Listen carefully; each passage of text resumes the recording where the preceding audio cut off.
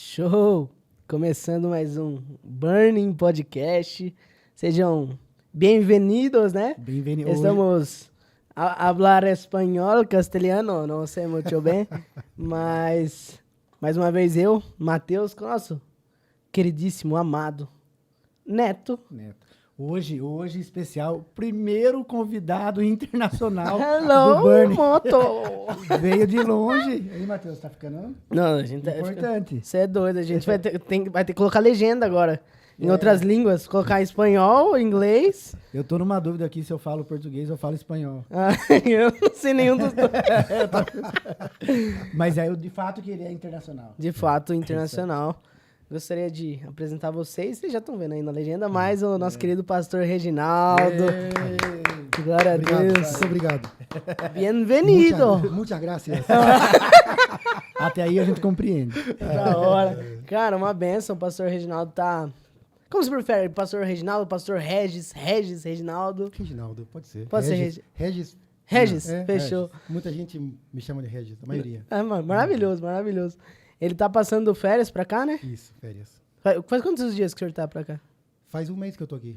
Um mesinho? Só que eu fiquei 10 dias no sul do Brasil, né? Eu fui para Porto Alegre, eu cruzei o Uruguai, aí eu fui para Porto Alegre e fiquei 2 dias em Porto Alegre, depois fiquei 3 dias em Torres e depois fiquei 5 dias em Florianópolis. Então, você tá de férias, É. são esses dias, mas de viagem... De viagem é um mês. Eu tô aqui em Tietê faz 15 dias, 20 dias. Vai ser o total que eu tô aqui em Tietê. Mas é das minhas férias que eu tomei um mês. Veio de carro. Vim de carro. Aí é coragem, Rapaz, é tempo. é tempo, hein? Nossa, Deus É tempo. amado. Sua esposa dirige também? Não. Meu Ou seja, ela Deus. dirige, mas... Mas ela não quis. Não, porque eu tenho uma criança pequena, né? Então ela Ah, fica sim, atrás sim, com a sim. menina. Veio você... A minha esposa e minha filha de 3 anos. Ah, que da E hora. minha esposa tá grávida de 5 meses. Que mesmo? Parabéns, então. É. Mais um servo do Senhor Mas aí. não serve do Senhor. Mais um Já- tico? Já sabe o que é? Ainda não. Não sabe? Não sei se é ninha ou ninho. Ninho, ninho. Mijo e menino. Pero que sim, pero que não. Pero que não. Meu filho vai ver isso aí que eu chamo ele de meninho. Meninho. Meninho e mijo. Cara, que da hora, que da hora. E eu gostaria que você se apresentasse um pouco. Quem que é o Regis? Beleza, bom, meu nome é Reginaldo dos Anjos, né? Ah, que benção. Ô, glória! Reginaldo dos Esse Anjos. cara tinha que ser pastor, o cara já tem anjo no nome. O cara tá ali com Deus, tá ali com o anjo.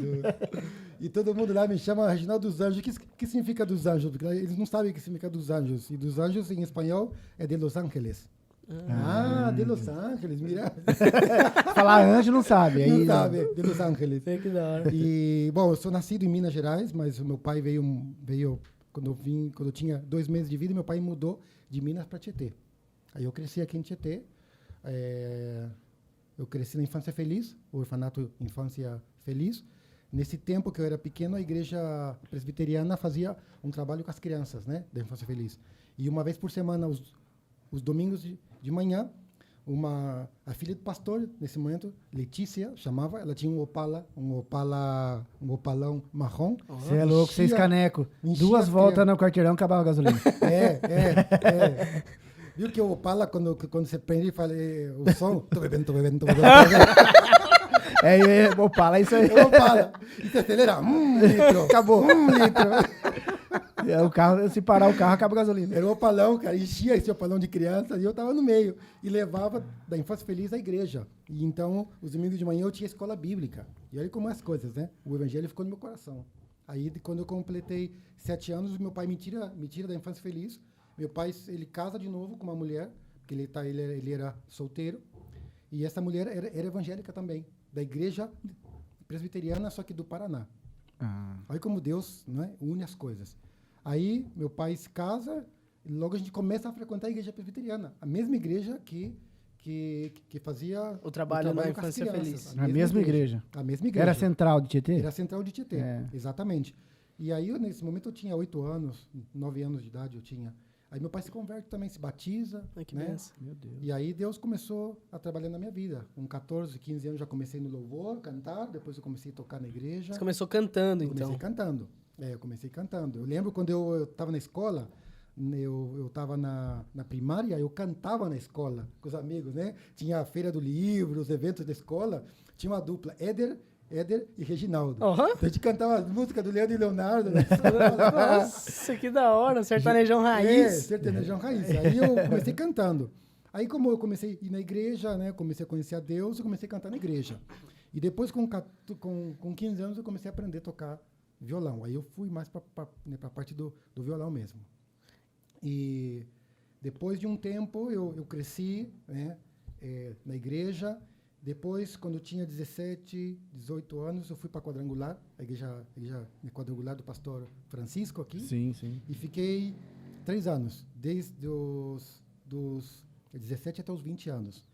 E aí, como Deus, ou seja, foi algo de Deus, porque tudo que eu precisava aprender, porque cada igreja tem as suas partes boas e as partes negativas. Sim. Nenhuma igreja é perfeita, né? Sim. E eu entendo que o corpo de Cristo, Deus fez assim para que a gente não... O orgulho, né? Da gente não achar que a gente tem tudo, né? E Deus fez as coisas assim para que cada um tenha um pouco. O que eu tenho, o que você precisa, o que você tem, o que eu preciso. Um quebra-cabeça, né? Exatamente. Um Então, a vai igreja completando o presbiteriana é uma igreja que tem muito forte na parte bíblica, mas é uma igreja que tem muita dificuldade na parte dos dons do Espírito. Dom do Espírito, né? Exatamente. Quando eu fui para a Quadrangular, eu aprendi toda essa parte que eu precisava. E nesses 3 anos, eu aprendi muito acerca do batismo com o Espírito Santo. Deus me batizou com o Espírito Santo. Eu cresci no louvor. O pastor Francisco, ele tocava guitarra. E foi aí que eu desenvolvi mais a parte da guitarra. Porque Você se inspirou no pastor Francisco daí? Exatamente. Que da hora, cara. Que legal, que legal. As primeiras escalas eu aprendi com ele. E depois era videoaula, nesse momento não era como hoje, que tem YouTube. Tá mais fácil, né? Era mais difícil nesse momento. Eu tinha que comprar vídeo nas bancas. E nas bancas comprava guitar player na época. Nossa. Aí que eu fui aprendendo. Agora hoje em dia é mais fácil. Você falou ali, eu também, eu comecei indo numa igreja na presbiteriana. Exato. E realmente essa parte espiritual, falando dos dons do Espírito, é um pouco... Eles deixam um pouco de lado. Isso não quer dizer que tem menos Deus ou mais Deus. Não é isso, não é isso. Exato. Mas eu Cada queria... vertente, cada igreja tem a sua vertente. Exatamente. Exatamente. Mas, por exemplo, assim, pra mim, quando eu descobri, Matheus, o mundo, vamos colocar pentecostal, Exato. nossa, mudou minha sua visão. cabeça. Meu Deus, tem tanta coisa. Eu queria que você falasse dessa parte, espiritualmente, o que mudou na sua vida.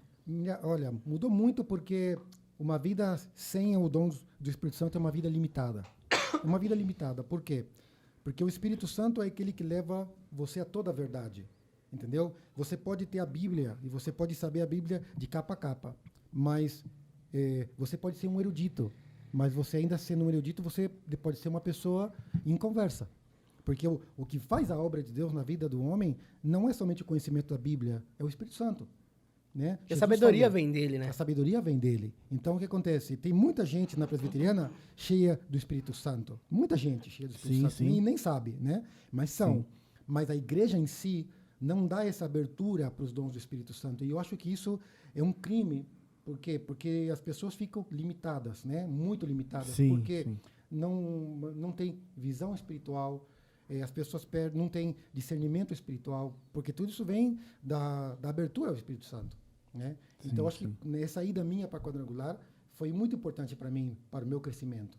Foi um tempo, eu fiquei 3 anos, depois eu voltei para a presbiteriana. Quando eu voltei para a presbiteriana... eu voltei Ninguém com ficou chocado com você?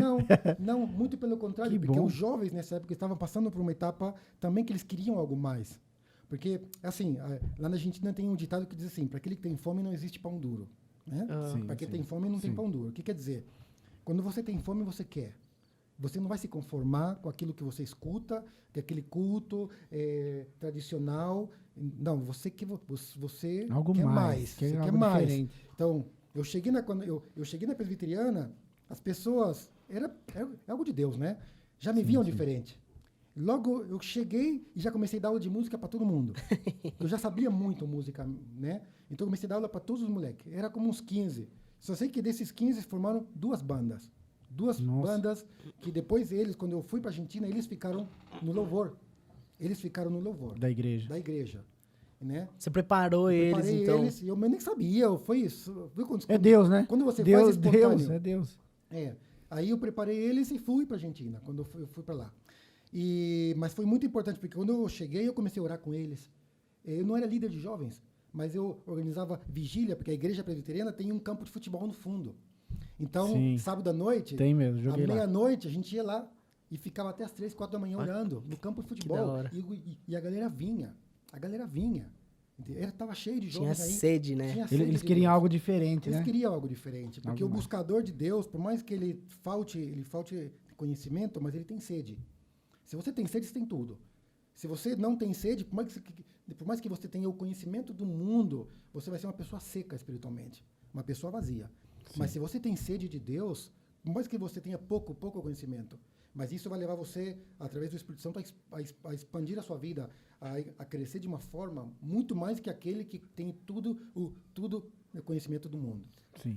E aí foi quando Deus começou a trabalhar. Eu voltei, fiquei de 2000 até 2004. Não, 2001 até 2004 na igreja presbiteriana.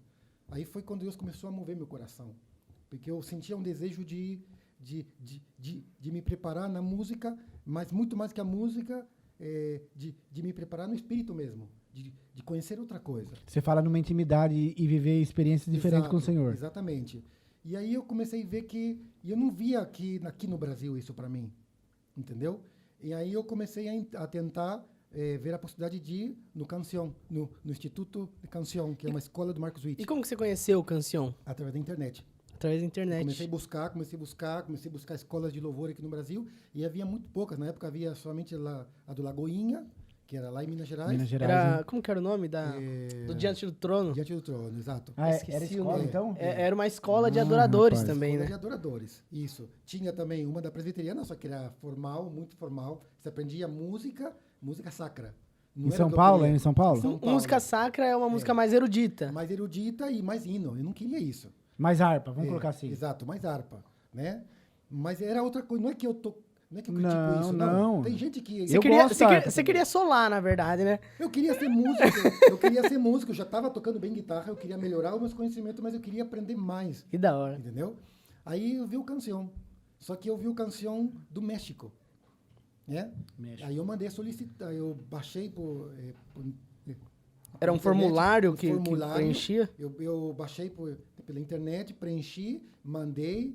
Tinha que ter um mandei- requisito pra entrar? Tinha, toda escola de louvor tem um requisito. Você tem que ser de uma igreja, o pastor tem que te recomendar, o pastor tem que assinar que você está apto para ir nessa escola.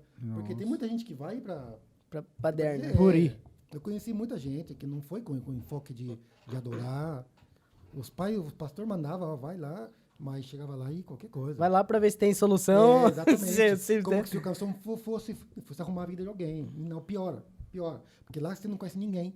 Você está numa cidade grande, Sim. tem um montão de distrações. É pior, cara. Ou você sai muito melhor ou você sai muito pior. Muito pior. Não, sério, eu conheci pessoas que pior. Né? E nisso tudo, aí então, você foi pra lá. Eu fui para lá. Quanto tempo você ficou lá? No Canção fiz 2 anos, que é o curso ministerial. 2 anos.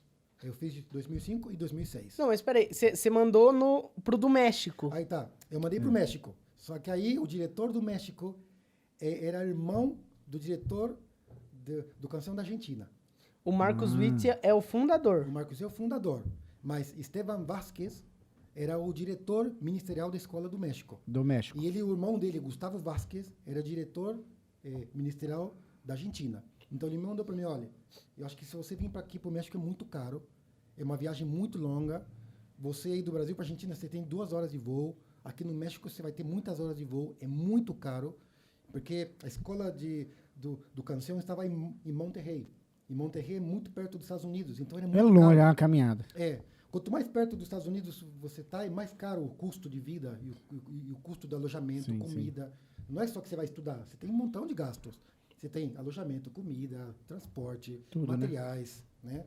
Então aí o mesmo diretor falou, olha, eu recomendo você a fazer na Argentina. Aí eu fiquei bastante chateado, rasguei os papéis, fiquei muito bravo. Porque você queria o México. Eu queria ir pro México. Aí passou um tempo, eu fiquei já desanimado, eu estava trabalhando aqui numa empresa, mas sabe que você está Não estava feliz. frustrado, assim, sabe? Sei. Porque não era o que eu queria. E aí, um dia, com um amigo meu, conversando no carro, foi de Deus mesmo, né? Ele falou, Reginaldo, lute pelos seus sonhos, cara. Você tem que lutar. Foi difícil? Busca. Deus vai abrir a porta. Deus vai abrir a porta, cara. sabe que essa palavra de ânimo, sabe? Que Deus De usa a ânimo. pessoa que tem essa palavra de ânimo. Aí eu orei a Deus e um dia, cara, eu falando com meu pai e minha mãe, eles não acreditavam que as coisas iam dar certo. Não porque eles eram ruins, não porque na visão deles, eles pensavam que para mim era outra coisa, né? Aí um dia foi a primeira experiência que eu tive com Deus forte assim, depois da minha conversão, né? A gente já volta lá, a gente já vai falar também. Fui caminhando, desde a minha casa aqui no bairro, aqui perto da Fátia, até lá no Bonanza, tinha uma pracinha que eu gostava de orar nessa pracinha. No Bonanza? Sim, Tem sei. uma escolinha. Sei. Perto aí sei. daí essa aqui, pertinho aí dessa pista que vai pro São Pedro, sabe? Sim. Eu gostava de orar desde a minha casa, eu ia caminhando e orando, até essa pracinha, ficava orando aí e voltava.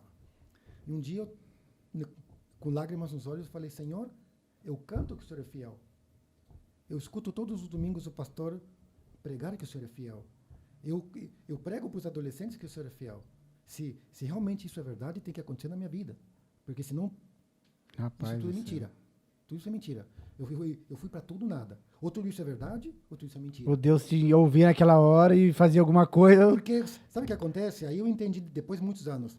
Às vezes a gente vive uma vida cristã que a gente não sabe se funciona. Porque a gente, muitas vezes, não se anima a buscar uma experiência mais forte com Deus. Entendeu? A gente vive um cristianismo quadrado, né? Vou para a igreja, vou para casa, vou para o trabalho, canto louvor. Convencional, né? Convencional. Mas não tem uma experiência com Deus no sentido, Senhor, eu quero tudo. Eu não quero ver uma vidinha quadrada. Eu quero tudo. Ou isso é verdade ou isso é mentira. Olha, eu fiz essa oração. Depois de um mês, estava todas as coisas já preparadas para ir para a Argentina. Ai, que Meu incrível. Deus. Do céu, cara. Eu fui, depois que eu fiz essa oração, eu fui conversar com o pastor da igreja. Falei, pastor, olha, eu quero ir para a Argentina, eu preciso de ajuda, porque eu não tenho recurso. Aí o pastor falou, Ginaldo, para o México eu achava muito difícil você ir, mas para a Argentina eu vou te ajudar. Ai, Glória a Deus. Reuni o conselho e o conselho decidiu. Eu fiz um orçamento de quanto precisava, entre escola, comida, Passagem, transporte, tudo. Eu fiz um orçamento. E na época, o orçamento ficava em R$500, na época. O pastor falou, a gente pode ajudar para você durante os 2 anos com a metade. nossa. Né? A metade. Aí eu fui a Deus, falei, Senhor, beleza? Metade eu tenho. E a outra metade? E a outra metade, como que eu faço? Aí eu falei para Deus, Senhor, olha, se realmente é o que o Senhor quer que eu vá para a Argentina, eu não vou pedir para ninguém. O Senhor vai levantar. Coragem! E aí começou, cara. Um irmão chegou para mim, Reginaldo, durante os 2 anos eu vou te ajudar com R$50 por mês. Meu pai veio, olha, Regi, eu não posso te ajudar muito, mas eu vou te ajudar por mês mais R$50. Outro irmão 30, outro irmão 20, outro irmão 10. Que loucura, cara. Meu Deus, Aí eu cara. já tinha tudo.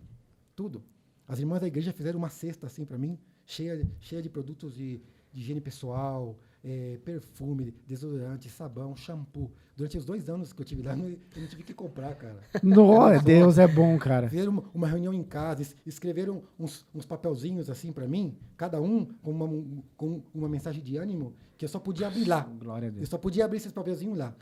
Que legal. Que legal, Então, cara. quando eu sentia que eu estava sozinho, eu sentia Você ia- desanimado, eu Abria esse um. papelzinho e cada um tinha uma mensagem de ânimo. Você pedindo pra Deus ele juntar recursos pra ir, aí Deus, eu vou dar pra você ir pra te manter. Deus me deu tudo. Deixa eu fazer uma pergunta antes que eu esqueça. Por que você acha que essa oração moveu o coração do Senhor? Porque realmente eu fui sincero diante de Deus e eu entendo hoje que Deus deseja que nós desafiamos, entre aspas, né, Deus. Sim, com todo o temor, mas desafiando. Desafiando no sentido assim, Senhor, Entendo. a tua palavra diz tantas coisas que Deus tem para nós. A tua palavra tem tantos benefícios para nós. A gente vive muito medíocre. Às vezes eu acho que o cristão Meu é Deus. medíocre Sim. em tantas promessas que Deus tem para nós. Então eu acho que essa oração foi...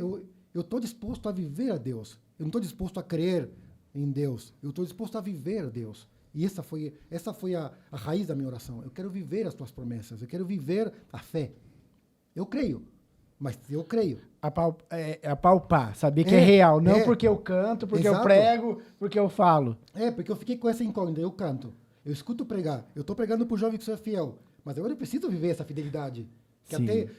ou seja, eu vi a fidelidade de Deus nas coisas normais do dia a dia. Sim. Mas eu precisava agora de algo que era impossível. Era pra radical, mim. né? Radical. Sim. Radical. E outra coisa importante da pergunta que você fez é que Deus sempre permite que os nossos inimigos sejam muito mais fortes que nós. Se você olhar na Bíblia, né, em toda a história da Bíblia, e principalmente no Antigo Testamento, cada vez que Israel tinha que lutar contra um povo, o povo era muito maior que ele. Sim. Por quê? Mais numeroso, maior. Mais numeroso, com mais tecnologia. Sim. Né? Você pode ver, eu estava lendo hoje, eu estou lendo Samuel, né? Eu estava lendo hoje, quando Deus levanta Saul, você pode acreditar que os israelitas não tinham armas para lutar? É, né? Ele não tinha arma. Rapaz. Os filisteus tinham as armas. Os filisteus, nesse momento, eram um império. Era do maior momento. potência. Era maior potência. Eles tinham tempo, né? armas. Eles tinham os ferreiros. Quando Israel queria afiar uma enxada, uma foice, tinha que ir nos filisteus para afiar. Rapaz. Agora, como que Israel vai lutar contra um povo maior que eles? E armado. E armado. Eles não tinham arma. Por quê? Porque a vitória vem do Senhor. Então, no meu caso, eu entendi isso. O inimigo é muito maior que eu. O que era meu inimigo? A impossibilidade. Humanamente falando, eu não posso ir para a Argentina. Não tinha como. Não tinha como. Mas com Deus, sim. Então, esse foi o desafio. Entender que Deus podia. Isso marcou a minha vida para sempre. Porque agora, cada vez que eu estou diante de um desafio, eu me lembro de lá atrás. Você sabe que dá. Eu sei que dá. Deus falou. E uma das coisas, um pastor, que nesse momento era o nosso líder, né, ele era seminarista na época, e me deu uma palavra. E a palavra estava em Marcos 10, 29, que dizia assim, que não há ninguém que ha deixado casa, pai, mãe, por amor a mim, né, que eu não vou dar 100 vezes mais nessa terra e na vida eterna. Cara, desde que eu cheguei na Argentina, a quantidade de pai e mãe que Deus colocou na minha vida foi incrível. Glória a Deus. Mas era graça de Deus mesmo. Todo mundo que eu como queria, eu como filho. Me convidava na casa, me dava comida, me dava oferta, me dava roupa. Igrejas, que queria que eu fosse ministrar nas igrejas, depois eu dormia nas igrejas, entendeu? E me dava oferta. Assim, eu tenho umas 3, 4 mães por lá na Argentina. Incrível. Como que é mãe? Mãe espiritual, né? Mas como que fala mãe? Madre. Eu tenho muitas madres na Argentina. E sabe o que é da hora? Porque, tipo assim, ó, quando você começou orando em lágrimas, porque eu entendo também que lágrimas são picos de emoções. Exato. Pico de tristeza, pico de alegria, são picos de emoções. E você orando em lágrimas, entregando seu coração pra Deus, enquanto você orava, eu acredito que Deus já preparava. Já tocava no coração do pastor, já tocava no irmão que fosse dar R$30. Porque é tão necessário a gente entender que o pouco que você faz é muito pra quem não tem nada. Exatamente. Então, às vezes, se não fosse esse irmão ajudar de R$30, ia faltar R$30. Justo nisso que você estava falando, faz uns 2 anos atrás, não sei porque eu comecei a pensar e a lembrar em cada pessoa que Deus usou para ofertar na minha vida. Irmãos que talvez hoje nem estão na igreja mais, mas Deus usou nesse momento. E comecei a orar por eles, agradecendo a Deus, Senhor, olha, eu estou aqui hoje. Hoje eu tenho uma empresa na Argentina, né? Eu estou muito bem economicamente, graças a Deus. Tenho uma esposa, tenho um chamado, tenho um ministério. Mas que eu sou? Eu sou o investimento de pessoas que investiram em mim. Às vezes a gente se esquece que nós somos resultado de pessoas que passaram nossa vida, que colocaram recursos, tempo, lágrimas em oração por nós, né? Oração em nossa vida, conselhos. E a gente precisa entender que, às vezes, nem sempre aquilo que você planta é você que vai colher. Não, porque a Bíblia fala que Paulo plantou, eu não lembro se é nessa ordem, mas Paulo plantou, Apolo regou. Exatamente. Mas a colheita, ela vem do Senhor. Ela vem do Senhor. Então, isso. Por exemplo, assim, às vezes a pessoa investiu em você. Exatamente. Só que não foi ela que colheu. Exatamente. E a mesma coisa acontece às vezes de chegar gente na igreja. Alguém fala, senti na igreja hoje. Só que mal sabe ela que já tem alguém orando por ela há 20 anos. Exatamente. Uma das coisas que eu aprendi muito lá na Argentina, com o meu pastor, é assim, a igreja não tem, a maioria, né? Não generalizando, mas muitas igrejas não têm a visão transgeracional. O que quer dizer? Tem muitos pastores que acreditam que eles são a última Coca-Cola do deserto. E eles vivem isso. E a igreja passa a ser uma igreja piramidal. Todo mundo trabalha para que o pastor seja a cara visível da igreja. Não é a igreja de Cristo assim. Não é. Não é. Eu falo com muito temor, né? Porque eu respeito a autoridade que Deus pôs no pastor. Mas não é a visão de Cristo, esse tipo de igreja. Por quê? A visão de Cristo é uma visão geracional. Jesus, ele falou, olha, vocês farão obras maiores que as minhas. Jesus não estava preocupado em ser a cara visível. Ele formou os discípulos E os discípulos depois fizeram milagres maiores do que o de Jesus. Então, o que acontece? Nós temos que aprender que a obra de Deus, eu sou uma parte da obra de Deus, eu não sou o todo.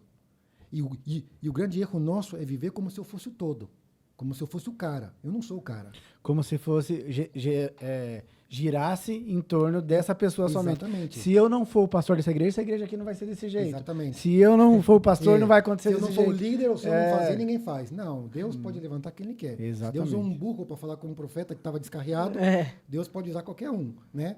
Então, essa visão, né? Eu sou uma parte sua, você é uma parte minha. Quando um irmão cai, eu caí.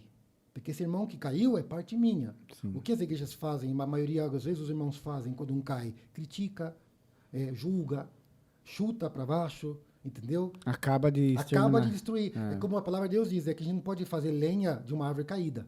E muitas vezes a gente faz lenha de uma árvore caída. Por quê? Porque nós não entendemos que você é uma parte minha. Se você caiu, eu caí. É um corpo. É um corpo. Somos um corpo. Então, a presbiteriana tem uma parte. A pentecostal tem uma parte. A igreja anglicana tem uma parte. A igreja católica, escuta o que eu estou dizendo, tem uma parte. Com certeza. Porque eu sei que tem pessoas de Deus que estão ali, que não estão conformes com esse estilo de vida. Toda igreja tem um remanescente. Toda igreja tem. Eu conheço católicos lá na Argentina mais cheio de Deus que muito evangélico. Eu conheço gente que dá sua vida por Cristo. Até aqui no Brasil, eu estava conversando com o Renato da nossa igreja, né? Abraço aí, Renato. Ele é do Louvor. E ele veio dessa igreja católica. E já no final disso, ele falou, cara, eu ia no grupo de jovens, a gente expulsava demônio. O negócio é assim, sabe? Os católicos, mano. Católico. Mano. E assim, eles oram, eles buscam, eles consagram. Eles são os praticantes do verdadeiro cristianismo, né? Só que é igual você falou, eu concordo plenamente. Você sabe o que falta, pelo menos aqui onde a gente vive, né? Vamos colocar a nossa região, que é onde está inserido. Eu vejo, parece que uma igreja não junta com a outra. Exato. E eu não consigo entender isso, porque para mim era uma só. Exato. Mas o nome de uma é quadrangular, Experiência Criadora, a outra é presbiteriana, a outra é Assembleia, e assim vai. E aí? E Cristo? Quando ele pregou a placa na frente? Nunca. Se não for para ser uma igreja verdadeira e ter harmonia com os irmãos, mas parece que é diferente. Parece que um faz questão de ficar lá, o outro lá, e não se unem. Exato. É porque, assim, nós temos que entender... Jesus falou que no amor não existe medo. O amor. Então, o que acontece? Eu sou pastor, eu tenho um líder, eu tenho um grupo de jovens. Eu amo a Deus, eu não tenho medo de perder. Porque o que Deus colocou na minha mão, Ele colocou. Se um jovem na minha igreja, é o plano de Deus que ele vá para outra igreja, que Deus abençoe ele que vá para outra igreja. Amém. Então, o que acontece? Eu não posso deixar de ser igreja por medo de perder. E isso é o que acontece muitas vezes com a igreja. Tem medo. Então, eu não me junto porque eu tenho medo que meus irmãos vá para outra igreja. Por quê? Porque eu não estou seguro no que eu estou fazendo. Quando você está seguro naquilo que você faz, você não tem medo de perder. Exatamente. Eu não fico andando todo dia com medo de que alguém olhe para minha esposa. Porque eu sei que minha esposa me ama e eu sei que eu amo ela. Entendeu? Então, entendo. Onde há o verdadeiro amor, não tem medo. Porque você sabe que Deus colocou você aí, você sabe que Deus usa você aí. É no mesmo caso de Moisés, né? Moisés é líder do povo. Moisés tinha muitas falhas. Tem muitas falhas, Moisés. Mas ele era um homem conforme o coração de Deus. O que aconteceu? Veio aí Miriam e Arão confrontando a autoridade de Moisés. Deu uma espetada, né? Moisés, Deus fala com nós também. Não é só com você que Deus fala, né?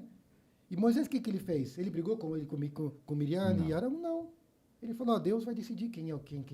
E quem justificou ele foi o próprio Deus. O próprio Deus. Quando aquela tribo, né, aqueles encarregados, a família de Coré se levantou contra Moisés, né, se levantando também contra Moisés, foi diretamente contra a autoridade de Moisés. Moisés falou assim, olha, se realmente Deus está comigo, Deus vai fazer alguma coisa aqui sobrenatural. A terra abre, engole toda aquela família. Meu Deus do céu. Então, o homem de Deus, ai. nós que servimos a Deus, temos que estar completamente seguros da nossa posição. Paulo diz que nós temos uma posição em Cristo. E ninguém tira essa posição de nós. Ninguém. Deus colocou você aí, os homens podem tentar, podem fazer o que quiser. Deus colocou você aqui, você vai estar aqui. Se o dia que Deus quiser tirar você aqui, Ele vai tirar. Se você tem que sair, porque Deus tirou. Porque ninguém vai tirar você daí. É ele quem faz, né? Se Deus mandou você ir pra Argentina, não vai ter dinheiro que te impeça de ir, né? Bom, teve uma vez que eu tive bom, nesse tema que você está falando, eu tive nessa época, eu estava tendo muita dificuldade em ter a residência lá. Eu ainda estava como turista, já estava um ano que eu estava lá, e eu não conseguia residência permanente lá. Então a igreja ficou, a igreja aqui, os irmãos do conselho da igreja ficaram muito bravos comigo, os presbíteros, por quê? Porque eu não tinha residência. E não, mas você não tem residência lá, porque você não pode ficar entrando como turista, se você não é turista, você está morando lá. Eu falei, ó, eu não estou conseguindo, e não é uma falta de má vontade minha, eu não estou conseguindo. Aí, porque a gente vai tirar o seu sustento, não sei o quê, eu falei assim, sabe esses momentos que Deus te ilumina, assim, sabe? Meu Deus. Eu falei assim, ó, irmãos, eu sei que Deus me chamou. Eu estou lá porque Deus me chamou. Se vocês quiserem cortar a ajuda que vocês me dão, pode cortar. Se Deus mandou ele lá, ele vai suprir de outra maneira. Pode ficar tranquilo, eu não tenho medo. Deus me levou lá, ele vai cobrir minha vida lá. Então, pode cortar, se vocês quiserem. Não tem nenhum problema. Aí, eu saí da reunião, eles conversaram entre eles, falaram, não, a gente sabe que Deus mandou você lá, a gente não vai cortar a sua ajuda, não. Tá vendo? Entendeu? Tá vendo? Entendeu? Mas são situações que, às vezes, Deus permite para que você saiba o lugar que você tem, né? E que você permaneça nesse lugar. Né? Entendi. E quando... Beleza, Deus mandou. Deus deu um jeito de você ir. Uhum. Quando você chegou lá, como foi? Bom, a viagem foi incrível, assim. Eu não conhecia nada.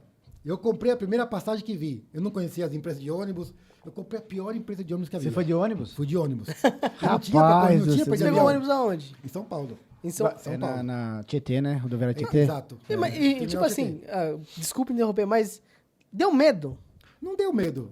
Não deu Você medo. estava seguro. E é o que, Eu tava é o que você... seguro. Você orou por isso? Por isso, eu não tinha medo. O que eu tinha, assim, era aquela expectativa de algo novo. Porque eu tinha aprendido espanhol aqui. Ah, você já Entendeu? sabia espanhol? Eu sabia espanhol. Agora, eu quero ver como funciona lá o espanhol, né? Quero ver se mesmo daqui funciona lá. Aí eu cheguei lá e me dei conta que... Mas quanto tempo de viagem de ônibus? Você lembra? Foi 36 horas. Nossa. Meu Deus. Mas só que assim, tem duas empresas, tinha várias empresas de ônibus. Uma que era muito boa, que era a Cruzeiro do Norte, que você tem café da manhã, almoço, janta, filme, Deita cama um total. pouquinho. Ah, A cara. que eu comprei, eu não sabia. Foi no reclinável. Era Pluma, se chamava Pluma. Eu Pluma. conheço, já ouvi. Cara, já era a ouvi. pior empresa. Assim, pra longa distância, Será que ela tá fazendo ainda? Acho que ela já acabou, não. Acho que tem ainda. Cara, olha... Você foi tipo aqui, nessa cadeira aqui, pelo 30 e poucas horas. O ônibus cheio. Lotado. Cheio, lotava gente até o nariz. Perfume doce, você não quer mais. Eu sabia que o cara da frente tinha comido um frango pelo cheiro que tava no ônibus. Meu Deus. Aí eu fui, cara, a gente parou num lugar e eu vi que nunca tinha as telas assim, mas nunca tinha filme. Nunca tinha filme. Aí eu fui e perguntei pro motorista, viu? Você não tem filme pra colocar, não? Pra, tipo, distrair um pouco, né, cara? Cara, 36 é horas, muito tempo. 36 horas dentro do ônibus, o único que tinha uma água mineral, que é aquele copinho de água mineral que dava no ônibus. E se acabasse Você já bebe em era. um gole. Aí eu fui pro motorista e falei, viu, mas você não tem um filme pra colocar no ônibus assim? Ele falou, mas não precisa. Essa viagem já é um filme. Um filme de terror. Ele falou isso? Motorista, O motor... Bem animador. Aí é motivo de oração, né? Cara, eu falei, olha, onde eu comprei, cara? Onde eu comprei? Bom, justo quando chegou lá no Paraná, porque o ônibus foi por... acho que foi por Uruguaiana, passou por Uruguaiana. Pois. Entrou um casal que estava no Brasil. Era evangélico esse casal, de uma igreja, e sentou muito perto de mim. E começamos a conversar com esse casal. E pegamos amizade, como era muitas horas de viagem, esse casal começou a contar para mim. Morava lá em Buenos Aires, é de uma igreja. E aí como foi? Quando eu cheguei em Buenos Aires, eu mostrei o lugar, o endereço onde eu tinha que chegar. A gente alugou, a gente chamou um táxi junto. E eles me indicaram pro táxi aonde o táxi tinha que levar eu, né? Mas Deus Então, preparou, Deus cara. Deus preparou Depois até- eu visitei a igreja deles, eu conheci a família deles, tudo, né? Que legal. E aí eu fui pro Canção, aí eu fui pra residência do Canção. Cheguei lá, tinha umas 5, 6 pessoas, faltava uma semana para começar as aulas ainda, eu fui uma semana antes. Isso pra foi conhecer. em 2000 Foi e... em janeiro de 2005. Janeiro de Eu fui 29 de janeiro de 2005. Eu lembro até hoje. Janeiro. Cheguei lá de manhã e à tarde eu já estava lá na residência. Eu conheci um boliviano, um peruano, outro equatoriano. Não tinha nenhum brasileiro. Não tinha nenhum brasileiro, nesse Aí, momento. aí você treinou o seu... É. Aí depois eu comecei a conhecer, aí começou a chegar brasileiros, fiz uma turma de brasileiros lá. Mas eu lembro até hoje, cara, quando o ônibus começou a chegar em Buenos Aires, assim, que eu vi as casas diferentes, assim, as propagandas, assim, sabe aqueles cartéis, assim, de propaganda, tudo em espanhol. Aí eu lembrei da minha oração, falei, puxa, cara, Deus fez mesmo, mano. Como Deus é bom, cara. Que poder, velho. Aí caiu minha ficha, porque não tinha caído a ficha ainda. Não tinha caído a ficha. Aí eu falei, puxa, cara, como Deus é fiel. Isso marcou minha vida para sempre, porque cada vez que eu vejo que Deus é impossível, né? Ó, você falou ali, né? A gente ia voltar lá. Foi a melhor experiência depois da minha conversão. Então, pra gente não perder, como que foi a sua conversão? Eu me converti, assim, eu conheci a Deus muito pequeno, nessa infância feliz, no orfanato. Depois, aos 16 anos, eu comecei... Bom, aos 14 anos, eu comecei a cantar no louvor, mas não estava ainda convertido. E aí foi um acampamento em Cruz das Almas. Eu tinha 14 anos. Cruz das Almas, pra quem não sabe, é o acampamento presbiteriano. Exatamente. Porto Feliz ali, quase. E Porto Feliz. E aí eu fui no acampamento e um pastor me pregou o evangelho. E nesse momento eu me senti tocado por Deus. Não senti nenhuma emoção rara. Mas sim, eu sabia que eu tinha que passar na frente. Eu sabia que eu tinha que tomar uma decisão. E aí eu passei. Aí nesse momento eu entreguei minha vida para Jesus. E daí para frente, cara, a minha vida começou a mudar. Tudo que eu fazia na escola que estava errado, Deus começou a limpar a minha vida. Comecei a deixar. Deixar de falar palavrão, deixar de andar com má companhia. Começou a nascer um amor dentro de mim que eu não tinha antes, com meus amigos. Meu Deus. A compartilhar. Um amigo meu que não tinha lápis, compartilhava, não tinha um caderno. Essas coisas assim, sabe? Pequenas coisas foram mudando a minha vida, foram mudando. E eu comecei a envolver mais com Deus. Eu queria ser jogador de futebol na época.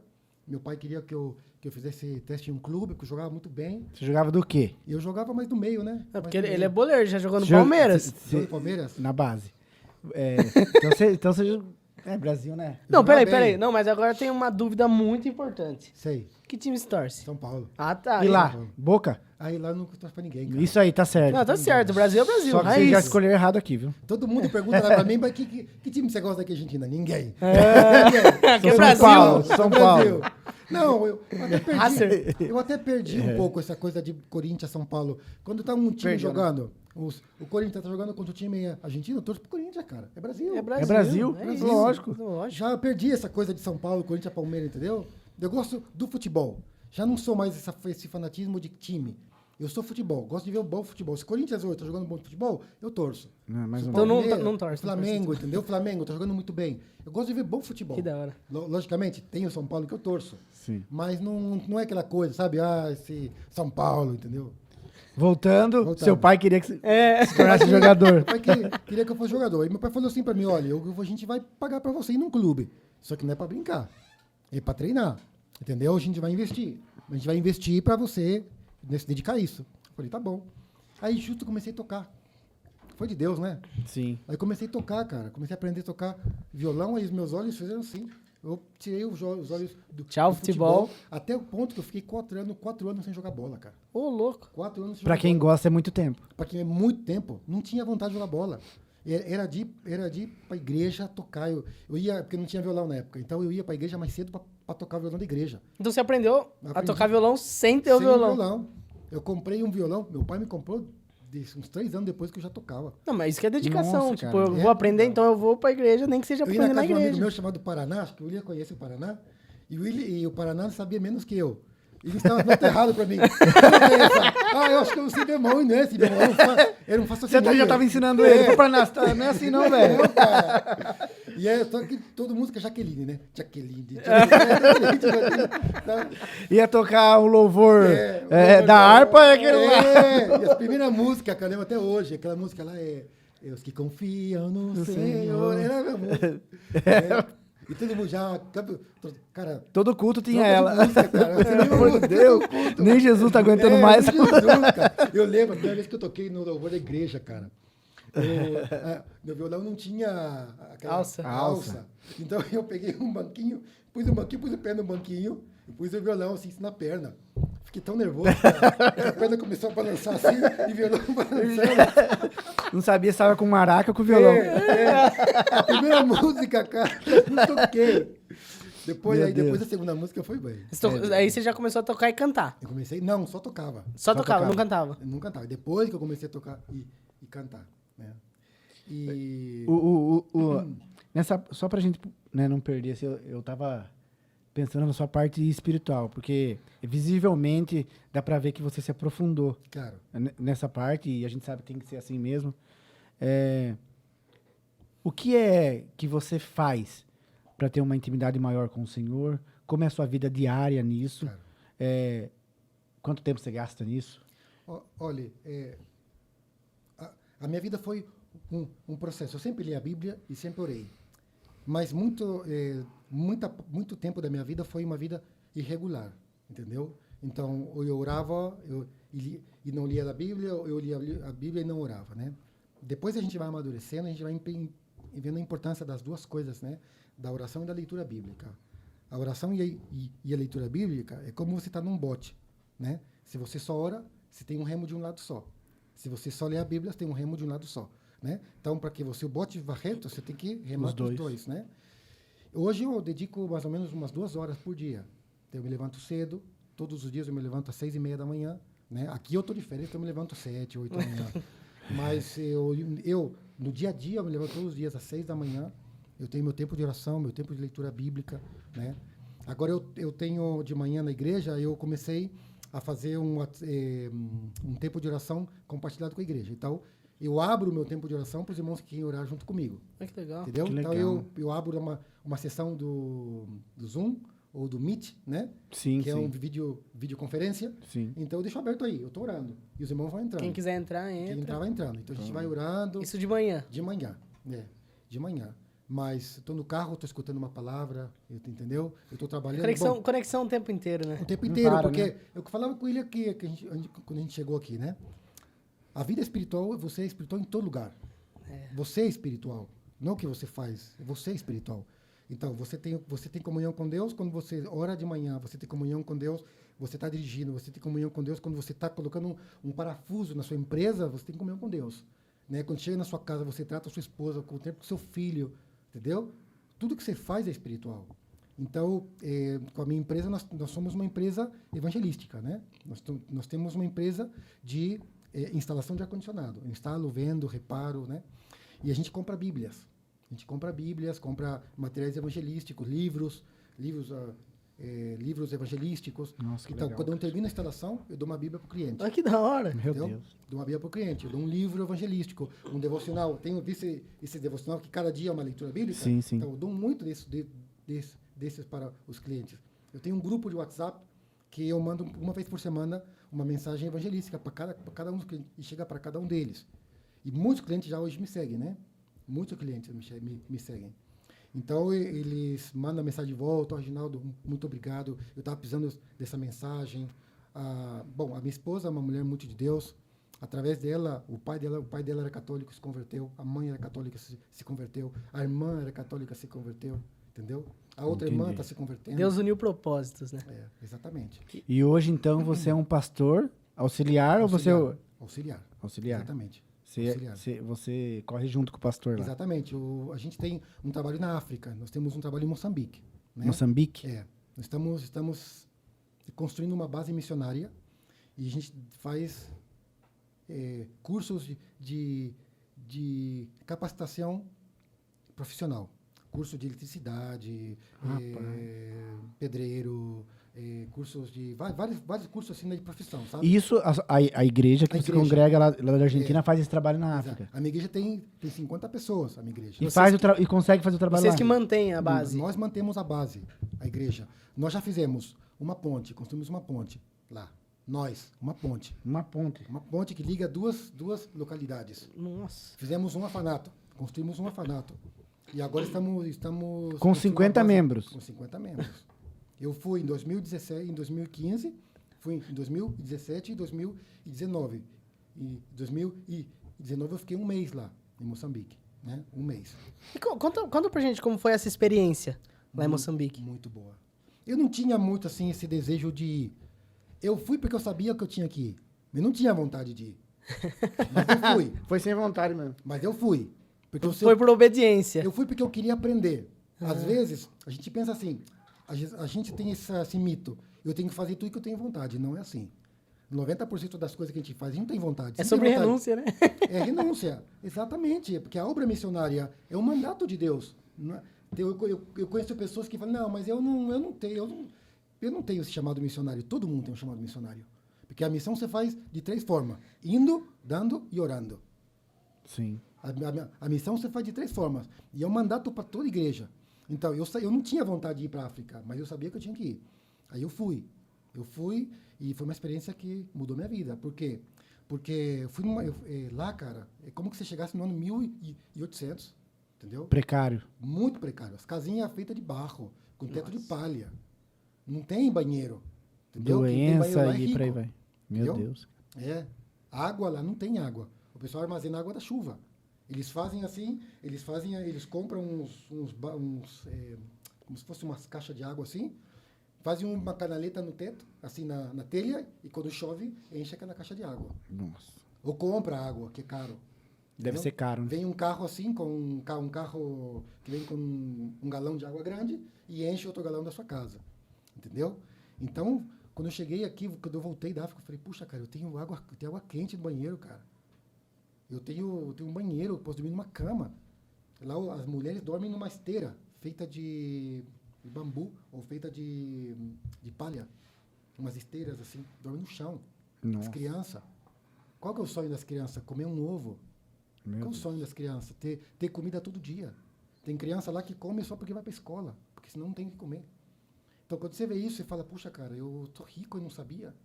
A gente fala que o Brasil tá difícil. Cara, você não tem ideia do que é difícil. Difícil o quê? Você come 3 vezes por dia, tem café da manhã, você toma banho 2, 3 vezes por dia, você tem escola, você vai de férias. Semana passada, retrasada, foi um missionário da África, lá de Moçambique. Uhum. Moçambique, né? Foi lá na igreja. Ele foi ministrar na nossa igreja e ele falou a mesma coisa. É. Vocês tomam um café da manhã. Ele falou que estava aqui no Brasil, ele tinha engordado 6 quilos já. Porque lá não tem, é escasso. Ele falou, vocês comem 3 vezes no dia. E Cara. qual foi além dessa de tipo, a gente é rico, a lição mais importante que Deus te ensinou A através lição da... mais importante que Deus me ensinou lá é o quanto eles são ricos espiritualmente. Cara, Ai, que loucura. por quê? Eles têm muito mais que a gente. Cara, você vê eu não sei se vocês já viram um moçambicano orando, como ora um moçambicano. Bota no YouTube, veja uma igreja moçambicana pentecostal, como eles oram.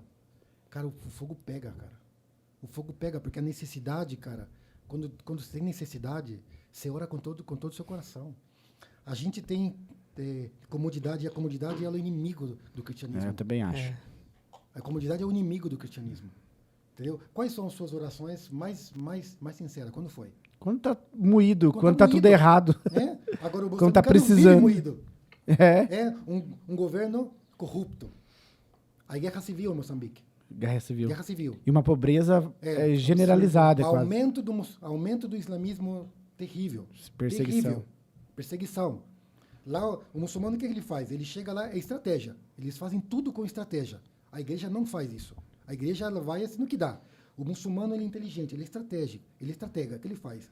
Ele vai lá com dinheiro, ele monta negócios. E sabe o que ele faz? Ele fala assim, ó, você quer trabalho? Você quer trabalho, mas você tem que se converter ao Islã. Nossa. Entendeu? Aí vai na necessidade do A povo. necessidade de se converter ao Islã. Entendeu? Isso é o que eles fazem. Pra ter o Agora, que comer. a visão que Deus deu para nossa igreja de poder profissionalizar os jovens moçambicanos é justamente para que o jovem moçambicano não tenha que depender nem dos chineses, porque os chineses estão tomando conta de tudo lá. Sim, e aqui também. E nem dos muçulmanos. Por quê? Porque se o moçambicano é capacitado, ele tem uma capacidade profissional, ele não vai depender. Ele vai ser o profissional. Ele vai fazer. Ele vai fazer. Entendeu? Por quê? Porque o moçambicano ele tem tanta necessidade que ele sempre vê o de fora como o que está mais em cima. Os caras são fortes. Cara, eu nunca vi um pedreiro trabalhar como trabalha no pedreiro moçambicano. Os caras rebocam uma parede, cara, uma parede inteira em 10 minutos. Uma força fora do comum. Cara, é incrível como os caras trabalham. Os caras têm força, os caras têm música, os caras cantando. Os moçambicanos já naturalmente nascem com talento. Eles são superiores a nós em tudo, cara. Só que não tem isso aqui, ó. Não tem isso aqui. Entendeu? Mas na necessidade deles ainda, eles são um povo que busca Deus. Você não acha que na igreja brasileira, Não é isso que falta? Um pouco de... Vou falar aqui, vai soar estranho para alguns, mas é o que eu sinto. Um pouco de perseguição. Sim. Porque na perseguição que cresce, que a gente ora, que a gente consagra, que a gente busca, que a gente vai até Deus de verdade. A gente é muito acomodado. Olha, eu preguei isso na igreja lá de São Pedro, na presbiteriana que está no São Pedro, lá na congregação lá de São Pedro. Eu preguei faz 2 domingos. E eu não somente acho que precisa, a igreja vai passar por perseguição. Se vai. Vai passar. Vai. O mundo está se fechando. O mundo está se fechando. E a gente vai ver, cara. A gente vai ver. A igreja vai passar por perseguição. Talvez aí ela cresça, espiritualmente falando. É que, sabe o que acontece? A perseguição depura. A perseguição depura. Porque ninguém vai entregar sua cabeça para o Cristo se não está realmente convertido. Exatamente. Entendeu? Então, eu tava conversando com meu irmão no outro dia. A igreja, como nasce a igreja católica? Nasce com Constantino. Sim. Constantino foi o imperador de Roma que reinou no ano 300 depois de Cristo. Então, o que ele fez? Ele perseguia a igreja, o Estado de Roma perseguia o cristianismo. Até então, a igreja crescia, era uma igreja pura, uma igreja que é viva, mas Constantino, para querer estar bem com todo mundo, ele queria estar bem com todo mundo, ele não queria ter problemas. O que ele fez? Ele fez um sincretismo. Então, ele falou assim, olha, eu não quero ter problema com ninguém. Eu vou adotar o cristianismo como a religião do Estado. Então, de ser o perseguidor da igreja, agora Roma passa a ser a propulsora do cristianismo. Mas o que aconteceu? Quando o Estado parou de perseguir, a igreja se contaminou. Porque sincretizou tudo, os deuses dos gregos, né, os deuses pagãos da época, e juntou com o cristianismo. E aí nasceu a Igreja Católica. Os católicos nem sabem disso. Sim, Eles é nunca verdade. pensaram, nunca pararam para estudar a história da sua igreja. Mas aí nasceu o catolicismo romano, entendeu? Então, quando a igreja ela tem comodidade, né? Voltando um pouco ao que estamos falando, ela se contamina, entendeu? Então, eu acho que não somente precisa, a igreja vai passar por perseguição. E igual você falou, né? Aqueles que realmente amam a Deus vai entender isso, e esses que vão ter a convicção. Eu falo porque, cara, um homem de verdade, não vai para a guerra do seu país se ele não acreditar no seu país. É a mesma coisa com Deus. Exatamente. Ninguém vai entregar a sua vida, como já aconteceu no passado, nossos irmãos que já foram mortos e até hoje estão sendo, eles lutam, eles entregam a vida por algo que eles acreditam de verdade, o que é verdadeiro, o que é convicção para eles. Exatamente. Eu acho que, eu falo pelo meio que a gente está inserido, eu acho que falta, talvez, uma dificuldade moçambicana para que a gente busque o Senhor de todo o coração com convicção. Exatamente. Independente se Deus vai me dar a passagem ou não, independente, eu amo Ele. Eu amo Ele de verdade. Vai doer, vai ter perseguição, vai, mas eu amo Ele. Olha, nós temos que formar jovens. Eu acho que o mais importante hoje, nessa visão geracional, é formar pessoas que amam a Deus e que escutam a Deus. Escutam a Deus. Porque quando você escuta a Deus, entendeu? Deus falou com você. Ele vai fazer o que ele falou. O grande problema da igreja hoje é que estamos formando pessoas que não conhecem a Deus. E se eu, como pastor, não conheço a Deus, como que eu vou formar alguém para conhecer a Deus? Eu nunca vou poder levar ninguém onde eu nunca fui, né? Isso é uma questão básica. Eu sempre vou levar alguém aonde eu fui. Eu tive uma experiência com Deus, eu vou ser capacitado para levar essa pessoa a essa experiência com Deus. A igreja tem que ter essa visão de formar pessoas que caminhem com Deus. A questão da entrega, ou a questão, por exemplo, de dar sua vida por Cristo, começa nas coisas pequenas. Com as pequenas coisas que Deus fala para você, não. Senhor, eu quero namorar com essa pessoa, e Deus fala para você, não. Se você não é capaz de obedecer pequenas coisas, a Deus, por essa questão pequena, você vai obedecer a Deus quando tiver que entregar a sua vida. É aquela coisa, né? Quem é infiel no pouco vai ser infiel no muito. Se então, Deus está pedindo uma coisa pequena e a gente não é capaz de fazer, quem disse que a gente tem o direito de clamar por experiências ou coisas maiores com o Senhor, se nem aquilo que é pequeno a gente faz? Porque o nosso evangelho está muito contaminado pelo evangelho americano. E o evangelho americano é o Deus da bênção. Entendeu? Realmente. O evangelho da Bíblia é o Deus de caráter. Deus, quando ele pega uma pessoa, que ele forma caráter. Deus ele não é um pai que malcria filho, ele forma caráter. Ele é um bom pai. Ele forma você para um propósito eterno, não para um propósito da terra, porque você é uma parte da eternidade aqui, né? Então, Deus forma você para um propósito. Então, você tem uma parte que você vai cumprir nesse mundo. Quando a sua parte termina, o que vem depois de você vai continuar essa parte. Por isso que é muito importante nós, como líderes, entender isso. Porque eu estou hoje formando gente. Nós estamos ganhando muitos jovens para Deus. A minha igreja em Buenos Aires, a característica é que quase todos são novos convertidos. Jovens. A minha igreja não tem isso de pessoa que vem de outra igreja, porque aqui no Brasil o que tem aqui a maioria, lá também tem. Eu saio dessa, vou para essa, saio dessa, vou para essa. Então a igreja não cresce, ela incha. Entendeu? Então a visão de Cristo é ganhar gente nova. A igreja não se renova quando ela não ganha. Quando ela não ganha almas, porque é a mesma coisa de você ter uma represa. Uma represa, se ela não tem água que renove, ela apodrece. Pode ser bonita, linda, represa, mas está morta. A igreja que não ganha almas, ela apodrece por quê? Porque passa a ser o problema de cada irmão da igreja. Esse que não olha para mim, esse que não me cumprimentou, esse que não me viu, e isso passa a ser uma tonteria, né? Não são problemas reais, né? Não são virtuais. São coisas poucas, assim, que nem deve... Ó, se você pegar os crentes mais antigos, o tempo do meu avô lá, assim, cara, e até eu peguei um tempo na presbiteriana, cara, a gente vai se importar por irmão que não cumprimenta, por irmão que não sorriu pra mim, as picuinhas da igreja são essas. Ao invés de se preocupar com o perdido que tá lá fora, se preocupar em realizar uma obra verdadeira e Exatamente. cristã, aí se frustra e sai da igreja porque o irmão não cumprimentou ele. Antigamente, era muito mais rígido. Os anciãos, no caso, os presbíteros mais velhos. Filho, você não sabe como que era. Eu ouvi o Subirá falando que até cascudo eles levavam. Era muito mais rígido. Então, já fica a dica para você que é aí novo convertido, que é dessa geração mais nova aí. Teve um tempo que foi muito mais rígido. E eu, graças a Deus por isso. Porque a igreja crescia de verdade. Eu pensava nesses dias aqui, eu não sei, tudo que estava falando foi coisa que eu estava pensando essa semana. Eu acho que um dos tesouros maiores que nós temos hoje ainda é conversar com essa gente. Com certeza. Nossa, eu gosto muito de conversar com gente grande, cara. Olha, eu vou falar para você, eu acho que nós estamos na última geração dessas pessoas. Com certeza. Você quer ter um tesouro na sua vida? Converse com seu avô, converse com seu pai, converse com seu tio que viveu experiências com Deus. E estamos perdendo essa geração. E a geração que está se levantando não está se levantando uma geração que ame a Deus como essa geração amou. De verdade. Essa geração, eles sustentavam a igreja com a sua presença, com as suas orações, com os seus dízimos, fazendo, trabalhando incondicionalmente. Não tinha esse negócio de que olhou para mim, que olhou feio. Não, nem pensava nisso. Porque quando você ama a Deus, cara, você não está preocupado por isso. Não tá nem cara, aí. eu conheço as igrejas que eu passei. Não são igrejas perfeitas. Não são. Não é igreja não tem, perfeita. não tem. Cara, e eu deixei de crescer porque minha igreja era imperfeita? Não deixei de crescer porque eu estava em outra sintonia. Eu não estava preocupado. Eu sabia dos problemas. Eu sabia quem era convertido, quem não. Mas eu falei, não, eu quero a Deus e eu vou por esse caminho. Você quer vir comigo? Vem. Então, os jovens vinham. Quando você tem fome de Deus, alguém vai seguir você. Isso vai ser plasmado no outro, esse amor por Deus. Então, eu acho que hoje nós temos que esse tesouro ainda, algumas pessoas que a gente tem que escutar. Os mais velhos, Os mais velhos, homens de Deus. E eu quero aprender deles.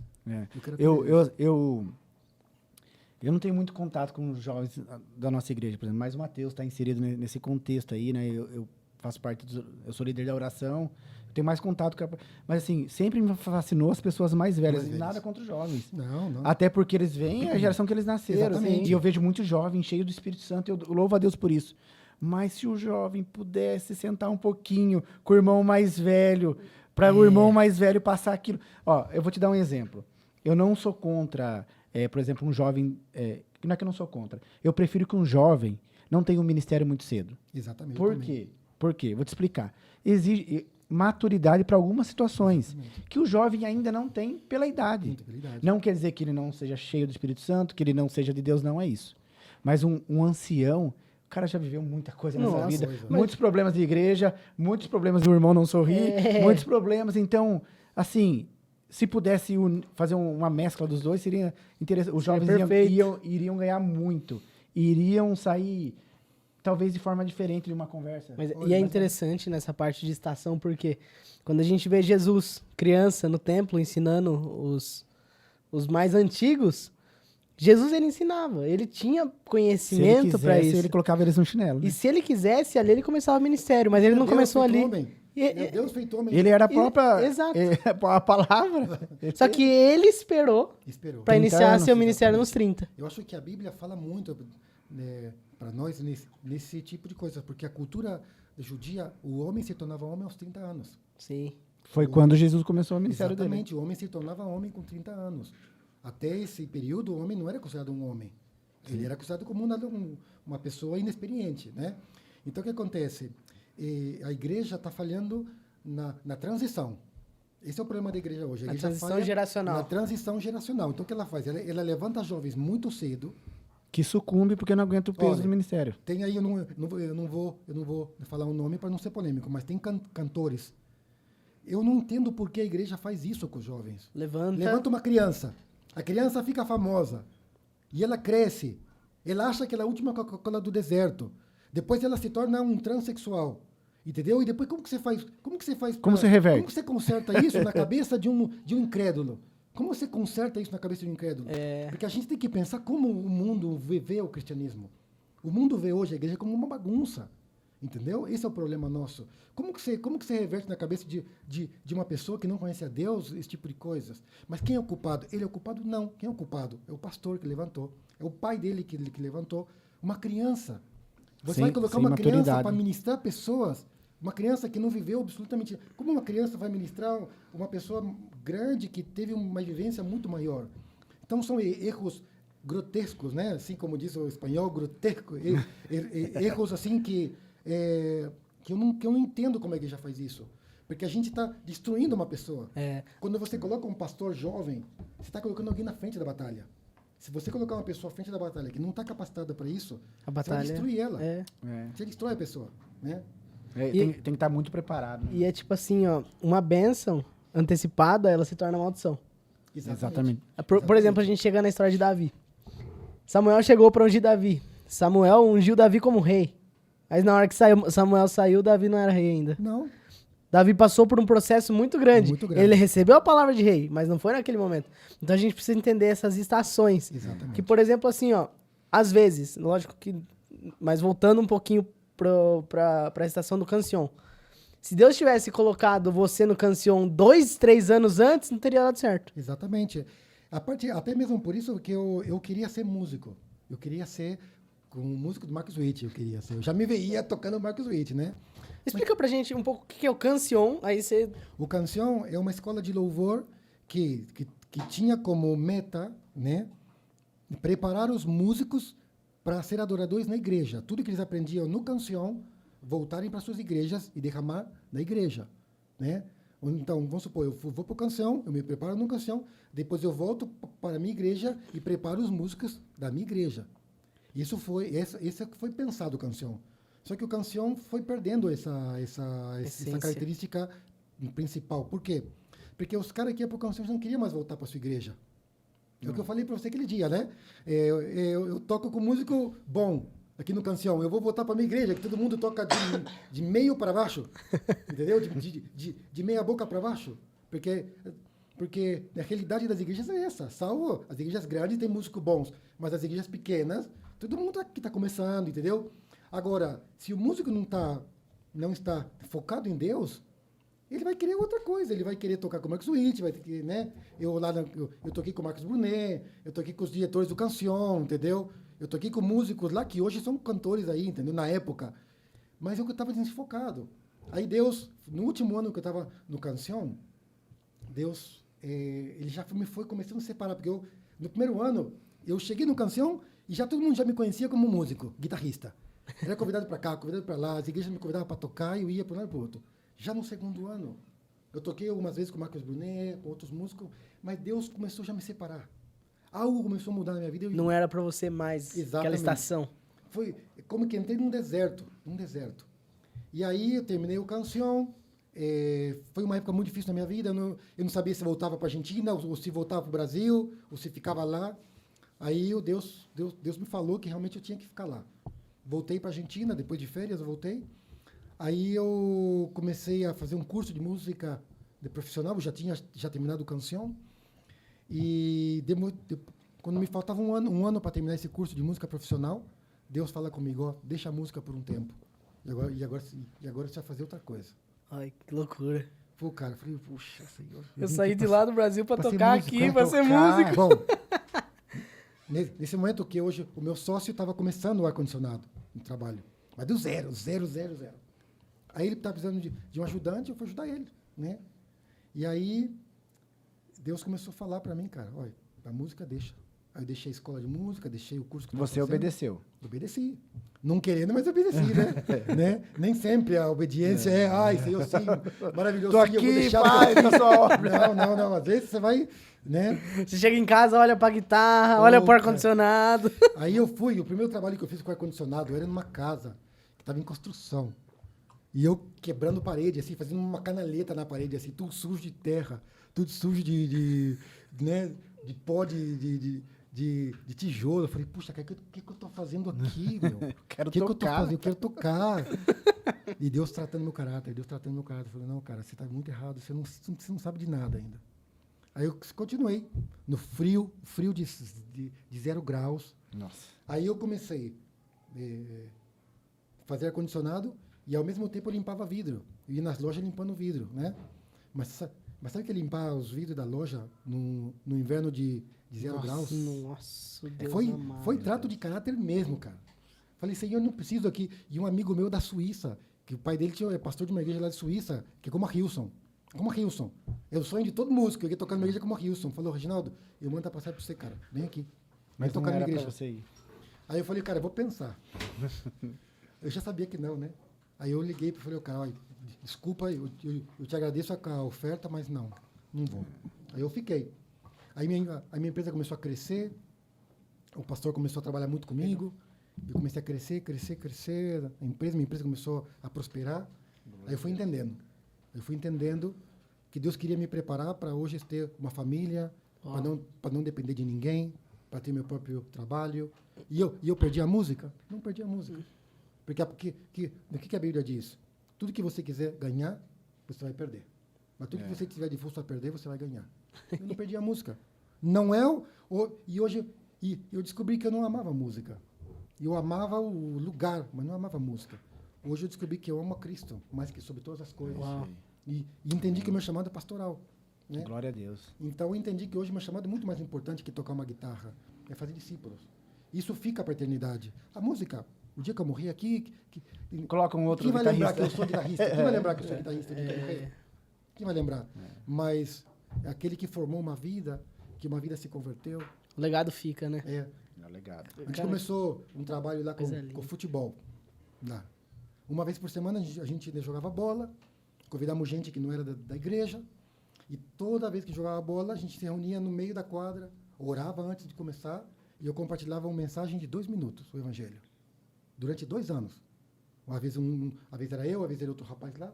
2 anos. Passou a pandemia, e teve um rapazinho lá que um dia me chama, para surpresa minha, Reginaldo, posso ir na sua igreja? Pode vir na minha igreja. E estava passando muito difícil, teve um acidente de moto, quase morreu. A sobrinha dele estava com câncer no cérebro, me pediu oração para a igreja, orando por ele, e a filha foi curada, minha sobrinha foi curada de um câncer no cérebro, e ele, graças a Deus, não morreu, veio para a igreja, se converteu, veio o irmão com a esposa, com os 3 filhos, o pai, a mãe, o outro irmão, com a esposa, com 3 filhos mais, veio a namorada com a filha. Através de uma pessoa. Meu uma Deus. vida. Veio toda uma família inteira para a igreja. E essa uma vida veio através de 2 minutos antes do futebol. Pregando o evangelho antes do futebol. É aquela coisa que você falava, né? Nós somos Cristo em tudo, nós somos cristãos em todo lugar que a gente vive. Até numa partida de futebol, entendeu? Você sabe que, por exemplo, assim, a gente tá no momento da... Vou falar lá, né? Eu sou líder de oração. A gente tá no momento de oração, a gente sente o derramar de Deus. Só que parece que sai da porta para fora, o pessoal esquece que isso é constante. Que aquele derramar que houve no nosso coração, no nosso espírito, tem que continuar na nossa casa, no nosso trabalho. Exato. É a hora que eu tô dirigindo, a hora que eu não tô, a hora que eu tô jogando futebol, a hora que eu não tô. Então, a gente guarda Deus para 1 hora de oração. Exato. E esquece que a gente que deve ter 24 horas por dia o Senhor com a gente. Eu ouvi um exemplo, o cara falava assim, ó, por exemplo, tem um filme que eu gosto de assistir com a Bianca. Aí eu chego do trabalho e a gente separou esse filme pra assistir. Beleza, a gente fez uma janta junto, a gente sentou, assistiu esse filme junto. A gente ficou num momento confortável, num momento gostoso, só nós dois e tal. Aí acabou o filme e a Bianca vai pra casa de outra pessoa. Isso pode? Claro, Isso, não. lógico que não, só que a gente faz isso com Jesus. Exato. A gente vai, a gente Isso aí. vive um momento maravilhoso com ele, a gente sai da casa dele e já era, esquece. Porque Fica aí, Jesus. nós temos um cristianismo misturado com as emoções. As emoções, ela é boa.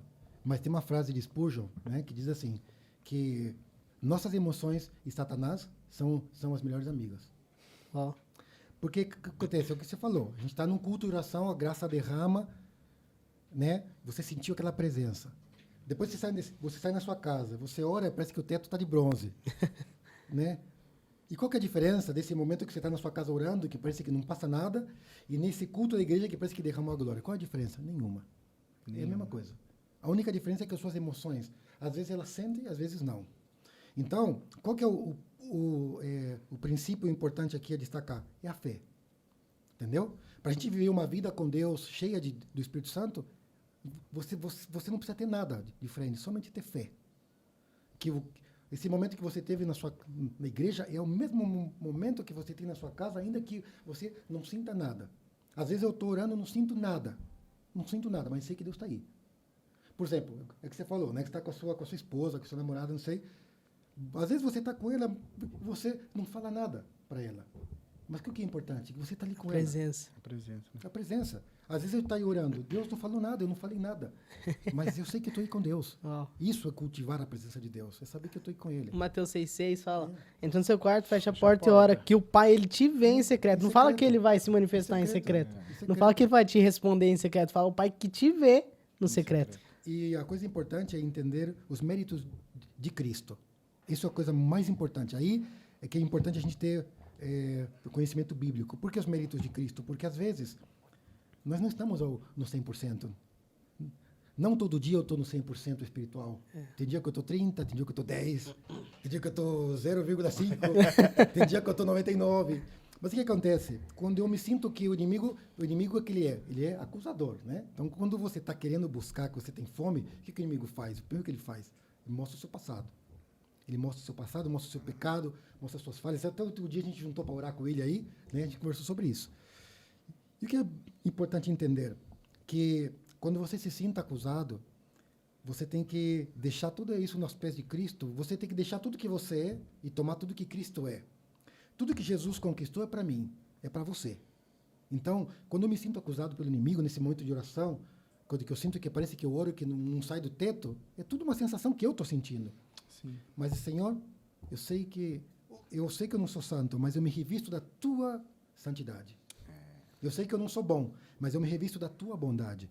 Por quê? Porque eu entendi algo muito importante que eu acho que vai ser muito bom que os espectadores que vão estar vendo esse podcast entender. Tudo que eu não sou, Cristo é. Isso é bom, isso é maravilhoso entender.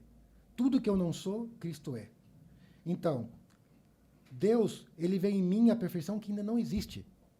Entendeu? Por que ele vê em mim a perfeição que não existe? Porque quando Cristo vê você, quando Deus vê você, ele não vê você, ele vê Cristo. Isso que os cristãos têm que entender, nós temos que entender. Fomos justificados por ele. Exatamente, isso é justificação. Então, o que acontece? Eu sou cheio de pecado, tem coisa que Deus está tratando em mim, em você, todos nós. Como diz o nosso pastor lá na igreja, todos nós temos água no bote. Todos nós temos água no bote. O bote tem um furo em algum lado nós temos. É verdade. Mas o que acontece?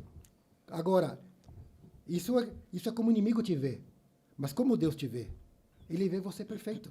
Uau. Porque ele olha para Cristo. Ele olha para Cristo. Meu Deus. E aí isso, pelo menos isso para mim, é o que realmente me namora de Deus, né? Como diz o espanhol, né? Enamorar-me de Deus, apaixona. O que me apaixona de Deus é o fato de ele ver o que eu ainda não sou. Como pode alguém olhar para mim cheio de falhas e ver o perfeito que eu não sou? E cheio de falha, e ele não voltar atrás com o seu amor. Exatamente. Isso, e eu ministrei esse dia que isso é constrangedor. Eu me sinto verdadeiramente envergonhado, porque a gente sabe das nossas águas no bote. Né? E o Senhor nos ama. Não que ele corrobora com o pecado, não é isso. Não é isso. Não é isso. Ele vê a intenção do coração, ele sabe tudo isso. Exatamente. Mas como que pode? Como que ele pode amar tanto? Como que pode? Gente imperfeita que fica fugindo dele, né? É. Que às vezes questiona ele, Exato. na maioria das vezes. Fala, Deus, você não faz a minha vida, você não tá fazendo isso, você não tá fazendo isso. Tô falando de mim, tá? Você não tá fazendo isso e mesmo ele tá lá, com amor. Aí ele vem com uma palavra, com um momento de oração que a gente sente a presença do Espírito Santo e você entende tudo e ele tá lá e você pode contar com ele. que maravilhoso. E é assim. Que maravilhoso.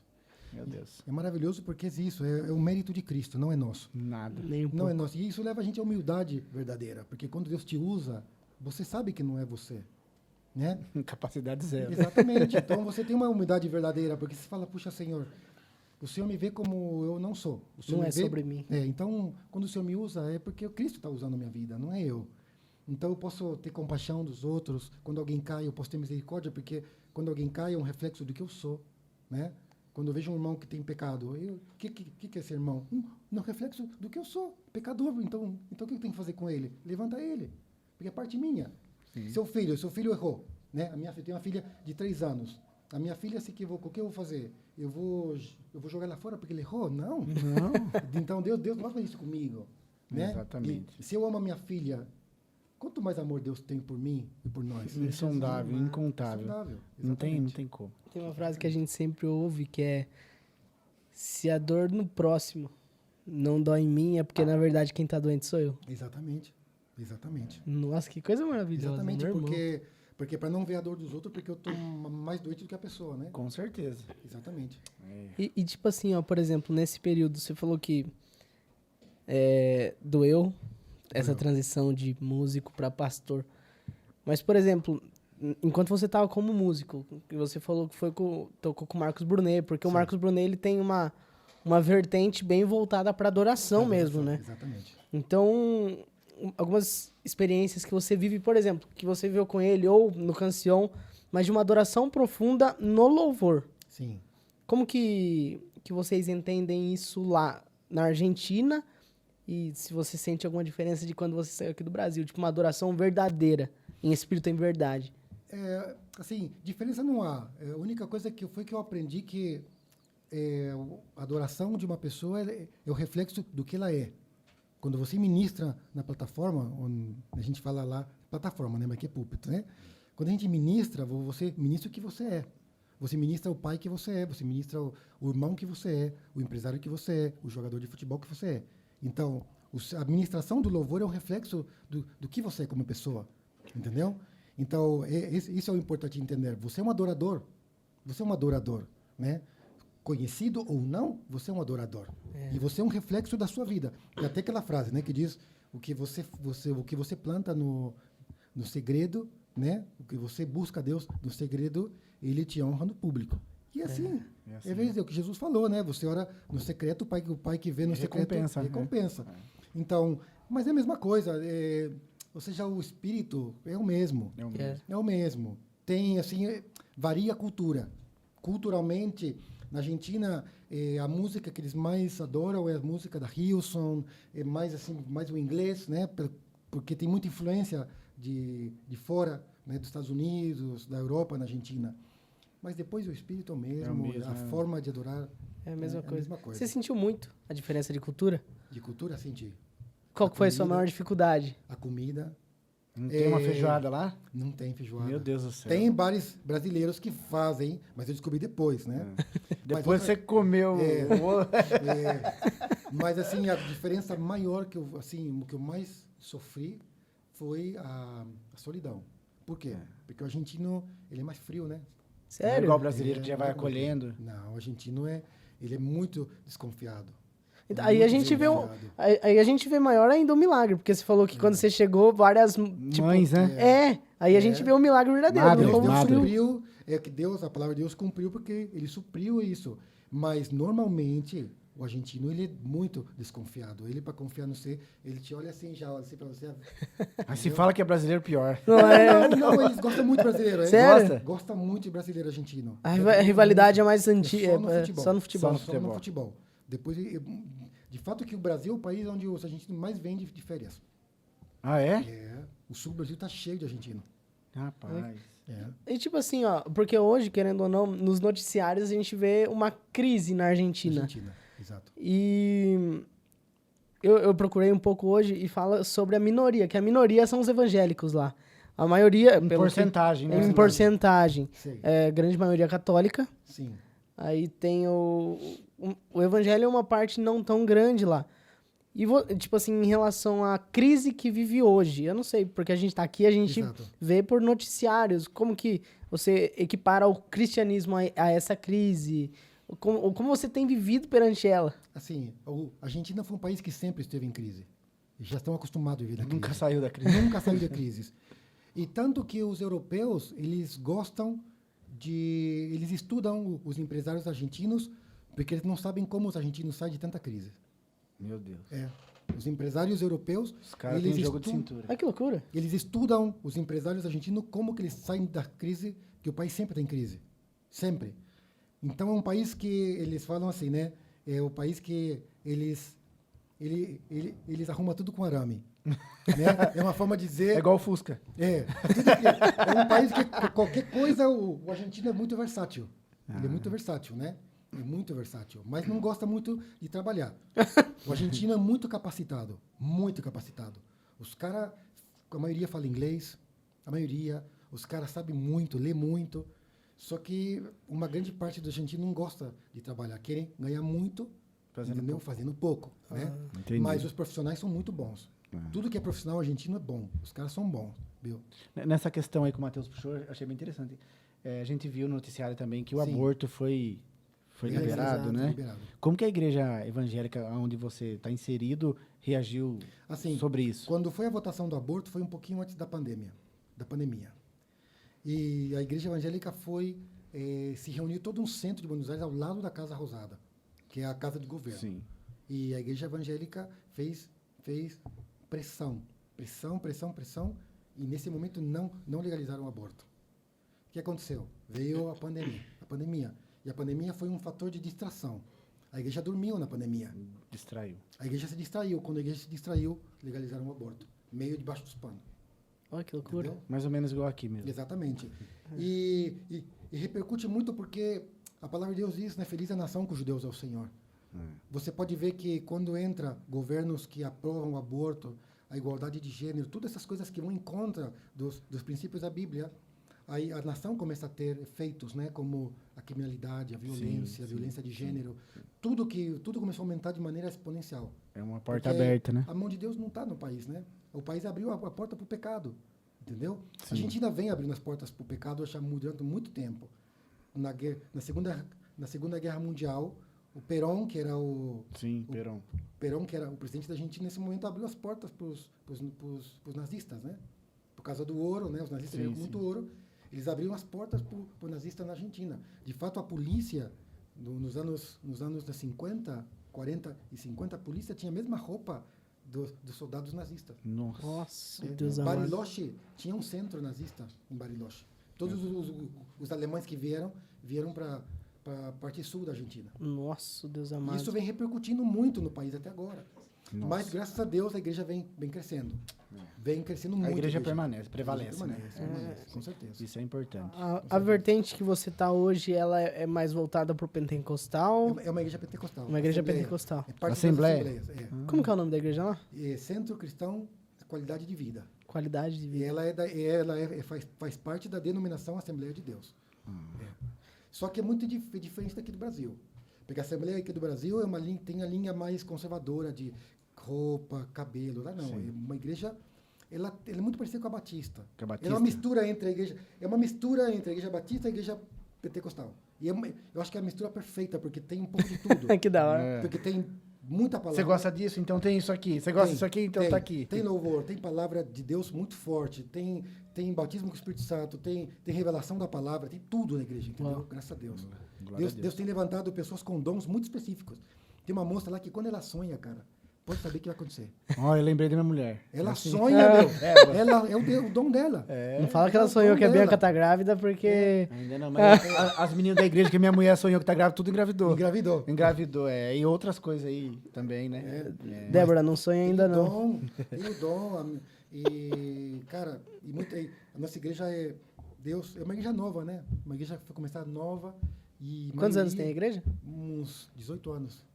nova igreja. Nova, né? E vocês sentem, por conta de você ter falado que é um país frio, o pessoal frio, Sim. você sente isso Eu sinto no louvor isso. Sério? O brasileiro é muito aberto à adoração. Na Argentina, na maioria das igrejas, que é difícil adorar a Deus. A adoração é uma guerra, cara, porque você está adorando e o pessoal está assim, cara. Nossa. É difícil, cara, é difícil. Difícil. E mais as pessoas novas que estão chegando agora, que não sabem adorar, né? Então, você vê que as igrejas, o brasileiro até porque também o Brasil não sei se é pelo clima, não sei se pela cultura, o Brasil jamais é mais aberto, né? Mas sinto muito isso no louvor, né? E o que você faz daí pra... Ah, cara, é clamar a Deus e E já era. Não tem o que Vai, escuta, derrama o fogo, aí faz o povo pular, pelo amor de chama Deus. o circo de soleil. Meu Deus. Né? Não, tem que orar mesmo, falar, Já Senhor, olha, é guerra, cara. É, É guerra rapaz. mesmo. No meio do louvor, assim, você tá tocando, e o pessoal tá se olhando, assim, e você tem que chamar o povo e falar, ó, galera, vamos adorar Deus, Deus está aqui. Porque é verdade, Deus está aqui, cara. Derrama seu coração, vamos lá. E aí Deus começa a obrar, e o pastor começa a ministrar, e depois no final do culto, quando o pastor já pregou, aí abre aquela que você falou, a glória desceu. Mas no final, tem que descer.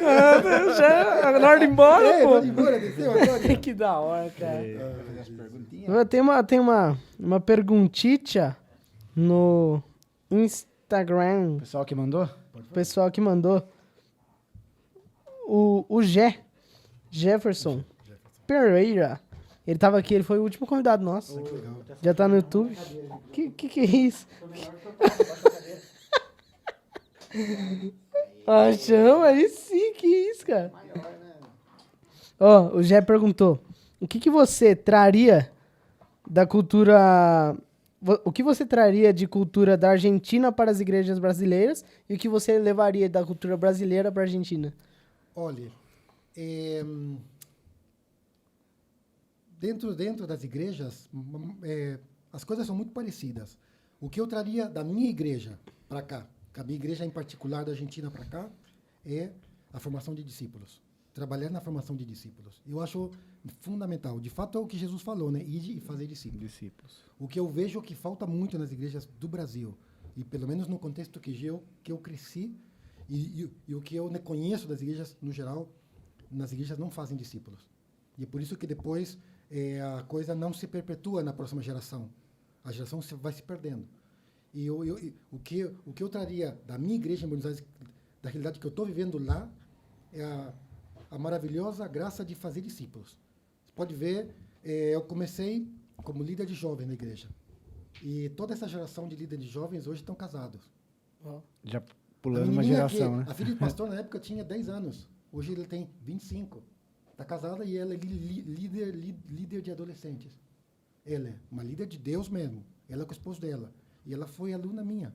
Eu liderei ela, eu discipulei ela. A geração está indo, né? Ela não estava convertida na época.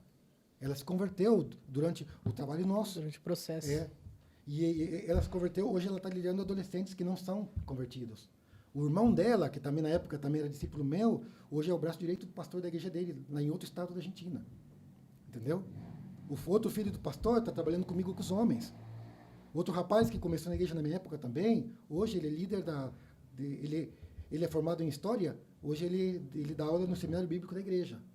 Entendeu? Tem um discipulado aí, tem que ser forte. Eu vi uma vez, eu achei maravilhoso isso, a diferença entre formar e informar. Informar é tipo, é ali, você pega a direita tal e você chega. O formar é, vem aqui, eu vou te levar lá. Exato. E é uma diferença entre a igreja não formar membros, Exatamente. mas formar discípulos. Formar discípulos. Olha, até mesmo nessa questão muito importante que você tocou, que uma das coisas que a gente mais faz lá, pelo menos a forma que eu discipulo jovens, eu discipulo no dia a dia. Porque discipulado não é estudo bíblico. As pessoas pensam, discipulado, eu vou na igreja e tem um estudo bíblico. Não, isso não é discipulado. Discipulado é da igreja, os três empregados meus são da igreja. Entendeu? Um moleque da igreja, ele não tem pai. Ele é filho de uma brasileira que está lá, que eles se converteram. Esse moleque não estava convertido, e um dia, conversando com ele no carro, indo para um cliente, eu falei para ele, viu, e o que você vai fazer da sua vida, cara? E ele falou para mim, Reginaldo, eu estava pensando, cara, eu vou me entregar para Cristo. É um Que carro. da hora, Glória a que Deus. da hora, que No da carro hora. comigo que aí da no hora. carro. Essa é a melhor decisão Só da que- sua vida, Ou seja, rapaz. Mais que o ar que eu vendi nesse dia que eu instalei, cara, eu ganhei o dia. Isso foi para mim eu ganhar o dia. Esse jovem falando para mim, olha, que eu quero Deus. Eu estou ensinando ele a orar, eu estou ensinando ele a ler a Bíblia, eu estou ensinando ele a economizar, eu estou ensinando ele a crescer, investir o seu dinheiro, porque tudo isso é parte do discipulado. Com certeza. Discipular é a vida da pessoa, é integral. Você não discipula somente na Bíblia, você discipula em todas as áreas da vida dele. Porque um dia ele vai casar, um dia ele vai ter que enfrentar entendeu, a faculdade, ele já está enfrentando a faculdade, entendeu? Entendi. E ele tem que ter força para sobreviver no meio de tanta pressão do mundo. E só o discipulado dá esse suporte, Exatamente. entendeu? E assim, na igreja nós temos a minha esposa. Você olha para ela, é uma mulher tímida, mas ela é uma mulher de oração. Ganhou o pai, ganhou a mãe, ganhou a Meu irmã, Deus. entendeu? Entendo. Está discipulando as mulheres, entendeu? Nós estamos discipulando a minha filha. Minha filha tem 3 anos, nós estamos ensinando ela a orar, ela a cantar, ela a adorar. Ela no culto, ela fica com nós no culto. Estamos ensinando ela, a gente está cantando, a gente levanta a mão. Quando eu olho, a Naomi está assim, com os olhinhos fechados e cantando e com a mão levantada. Por quê? Porque isso se ensina, entendeu? Isso é fazer discípulo. É acompanhar a vida da pessoa. Então, é isso que eu traria da minha igreja para o Brasil. Fazer discípulo. Compartilhar a vida inteira. Né? Cuidar, Cuidar. ensinando. Eu tive uma época muito dura lá na Argentina que eu não tinha onde morar. Eu fiquei 7 meses na casa do meu pastor, morando com ele, comendo na mesa dele. E era um discipulado todo dia. Ele me ensinou como ele trata a sua esposa, ele me ensinou como ele educava seus filhos, ele me ensinou quando ele se levantava de manhã a orar, quando eu me levava com ele para orar. Quando eu comecei a minha empresa, eu não tinha clientes, e um dia ele saiu comigo, meu pastor saiu comigo para repartir os folhetos, Olha que loucura. deixando de casa em casa. Aí sim. Ele discipulando você. Ele discipulando eu, ensinando eu a formar uma empresa. Entendeu? Então, tudo que eu sou hoje, eu sou porque eu sou hoje eu trabalho Fruto de uma um pessoa, discipulado. de uma pessoa que investiu em mim. Isso é discipulado. E não foi nem dinheiro, foi Não, tempo. Tempo. E depois ele me levou para a África. Então, assim, foi muitas etapas que ele foi me discipulando como músico. Ele não é músico, mas me ensinando a adorar de verdade, me ensinando a ter caráter. Porque eu era músico, mas tinha um montão de pecado na minha vida escondido. Ele foi me ensinando a me consagrar. Entendeu? Entendi. E aí Deus foi fazendo essa obra integral na minha Que da vida. hora, que da hora, que da hora. A gente tem mais uma pergunta, Pode sim, fazer. mas antes eu tenho que... Não posso esquecer de falar dos nossos patrocinadeiros. Nossos Isso. queridíssimos. A galera do Aquifome que trouxe uma... Os caras do Aquifome trouxe uma comidinha pra nós, vieram de motoboy. A milhão. Foi até engraçado, que a gente pediu na hora que a gente tava chegando. Aí tudo foi rapidinho. rápido, foi A rápido. gente chegou aqui, bibi, falei, será que é? Eu tá maluco. Que já muito rápido, a galera do Aquifome. O Aquifome, pra quem não sabe, é um aplicativo que lá você tem todos os restaurantes e você pede lá. É. Então, você quer pedir uma Facilita esfirra? demais. Nossa, você quer pedir uma esfirra? Pede lá no Aquifome. Quer pedir um lanche? Pede no Aquifome. Não, topzera, que isso? Eu sou faminha 532. Eu fiz 532 pedidos. Nossa! E aí que fome, manda mais pra nós.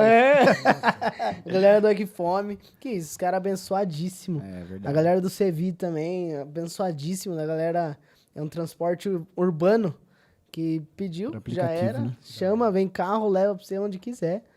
E a galera da Connect Smart. A galera da Connect Smart, que ajudou a gente com a capinha, que é a mesma da semana passada, mas tá protegendo, isso que importa. A galera da Lemes Modas, que não precisa nem falar, que todo mundo já conhece. Então, quer visitar?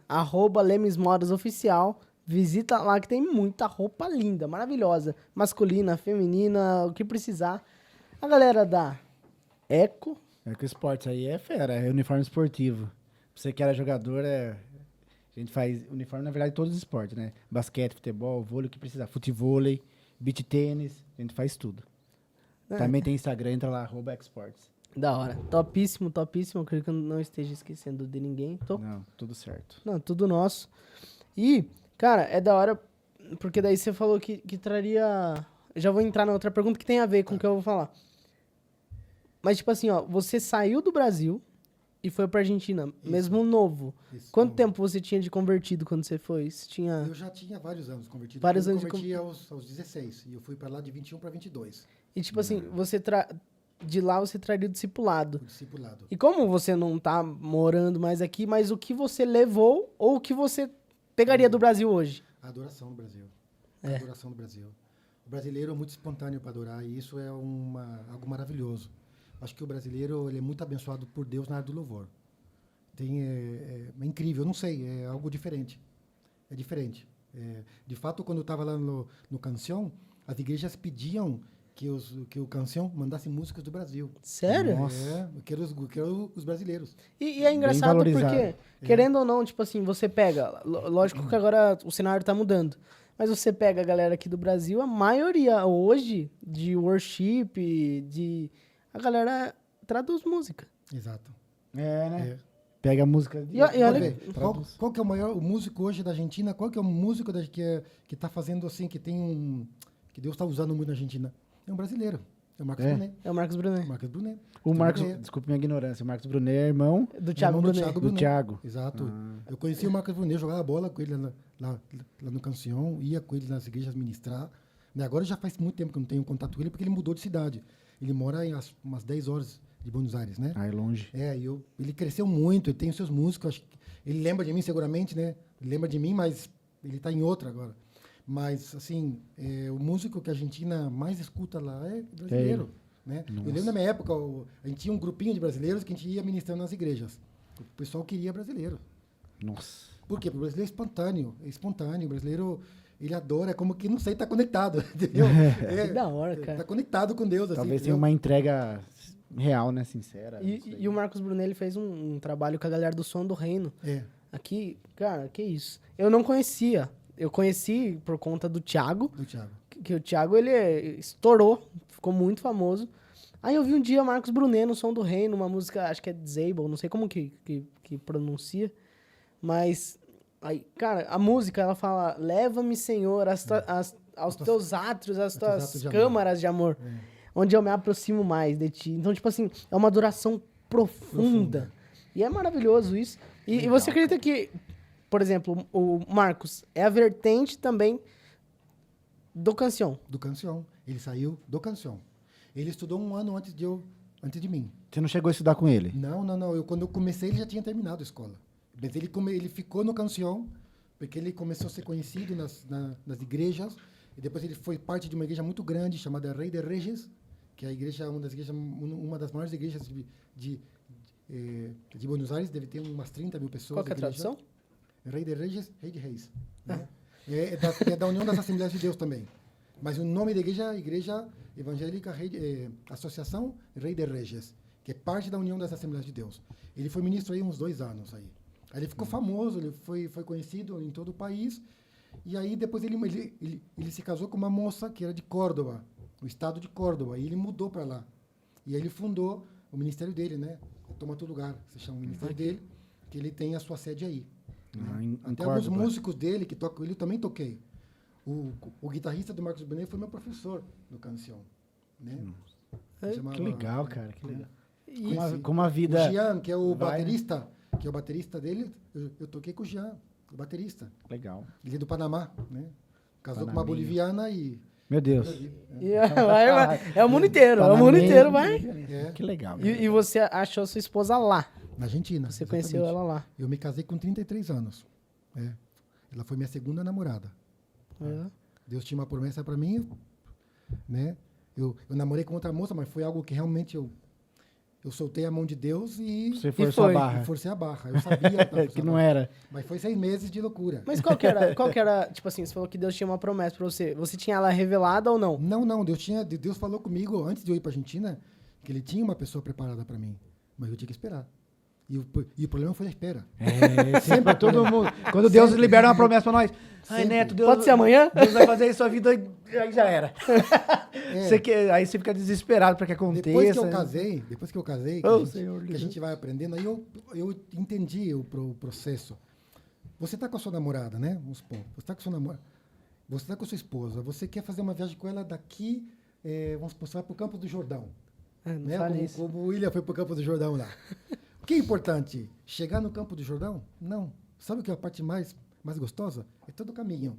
Não fala Você vai- isso. Você vai conversando, você vai Colocando rindo, papo em dia. né? Que você vai aprendendo, que você vai, né, escutando a pessoa. Eu vim da Argentina pro Brasil. O que foi a parte mais gostosa? Todo o caminho com a minha esposa. Irmão, Todo o caminho. você não acredita, mas eu fui pra Campo do Jordão esse final de semana. Só que pra mim, sabe qual foi a pior parte? Qual? O caminho. Por quê? Porque o que acontece? Cara, eu tenho um pouquinho de trauma de serra. De serra. Só que, olha que loucura. Daí eu falei, vou dirigindo e tal. E antes eu tinha medo de estrada, por conta de um amigo nosso de infância, ele ter falecido na estrada e tal, e eu peguei certo trauma. Mas eu venci esse trauma, só que eu ainda tenho um pouquinho de dificuldade com dimensões. Aí, só que isso coisa 100% da minha cabeça. A gente na estrada, passando por Tremembé ali, meu pai ligou. E isso já era, tipo, 5 horas, e eu tava vivendo uma coisa nova, porque a gente alugou um carro pra ir. O carro nosso, que eu dirijo geralmente, é manual. E a gente alugou um automático. Beleza, fui tranquilo, só acelerar e frear. Aí eu fui, chegando em Tremembé. Eu, por ter já essa dificuldade com serra, eu não estudei o caminho antes. Então eu não sabia que tinha serra. É uma serrinha mínima de 10 minutos. Só que daí meu pai ligou, e meu pai tava falando com a Bianca no banco de trás. Aí meu pai falou assim, onde vocês estão? Daí a gente falou, Tremembé, tal, passando aqui. Meu pai falou assim, vocês vão passar a serrinha e chegou. Daí na hora que meu pai falou serra... Acabou, Matheus. Vamos voltar, meu Bianca. irmão. Cancela não, o sem hotel. brincadeira, gelou. Tipo assim, na hora que eu ouvi serra, gelei por inteiro. Aí, aí começou a escurecer. E eu no carro, tipo, não acostumado. Aí o moço falou, que depois do carro, depois de tudo. Eu já vou chegar nessa parte, mas eu dirigindo e tal, com medo da serra. E já começando a passar mal. E falando, meu Jesus. E eu dirigindo. Nossa, falar, meu Jesus amado. Aí o carro começou a falhar no meio da serra. Aí eu falei, pronto. Não, já era, irmão. Que isso? Jesus pode me levar. Cara, é estranho porque o medo me cegou. O medo me cegou de um jeito que meu sogro tava do meu lado. Ele falou, pode ir mais devagar. E eu acelerava. Mais ainda. Só tem 2 pedais. E o carro começava a falhar. Aí eu falava, meu Jesus amado, como que vai? Aí tinha a Bianca tava no carro, a Bianca falou, vamos fazer uma oração. Aí a gente começou a orar. Sempre a mulher, né? Não, é a razão, né? Aí orou. Só que, tipo assim, eu orei também, só que eu tava com muito medo, cara. Aí a gente chegou lá em Campos, tal, maravilhoso. Falei, ufa, cidade, terra firme. Parecia que eu tava no mar, falei, terra firme. Aí, na hora que teve uma subidona, assim, pra gente chegar. Porque Campos do Jordão, querendo ou não, tem um monte de subidona, assim, pra você chegar. Aí, me deparei com essa subida. O carro começou a falhar também nessa subida e tal. A gente chegou no hotel. Chegamos no hotel, mandei mensagem pro rapaz, pro dono do carro, que ele aluga pra gente. Falei, irmão, o carro falhou, tal. E eu já fui dormir preocupado. E eu já tava numa adrenalina a milhão. Eu falei, meu Jesus amado, cara, se o carro quebrar aqui, o que eu vou fazer aqui em Campos do Jordão? O carro quebrado, meu irmão. E eu já morrendo de medo. Nem consegui dormir direito, tive dificuldade pra dormir. No outro dia, ele chegou e falou pra mim assim, abastece. Que resolveu. Tava com pouca gasolina? Não, tava, só que ia tipo, falhar- tava 3 pontos, só que ele falou que é um erro do carro. Que não é- Bom, eu achei que não tinha gasolina. Só que daí, eu me senti Pode estar com o tonto. Jeep Mercedes que ia falhar. Viu? Sabe o que é doido? Porque olha como o medo cega a gente. Eu me senti um tonto. Falei, Porque impede de você ver as coisas mais óbvias, né? eu falei, cara, era só isso. E eu tava morrendo de medo, velho. Eu falei, que loucura. O negócio é louco. Viu? Tem mais uma pergunta. Então, pra nós. La última pergunta, que daí a Dá pra gente... ficar umas 10 Nossa, horas tá conversando que com maravilhoso, você. cara. Que benção. Quem sabe um dia nós vai pra Argentina.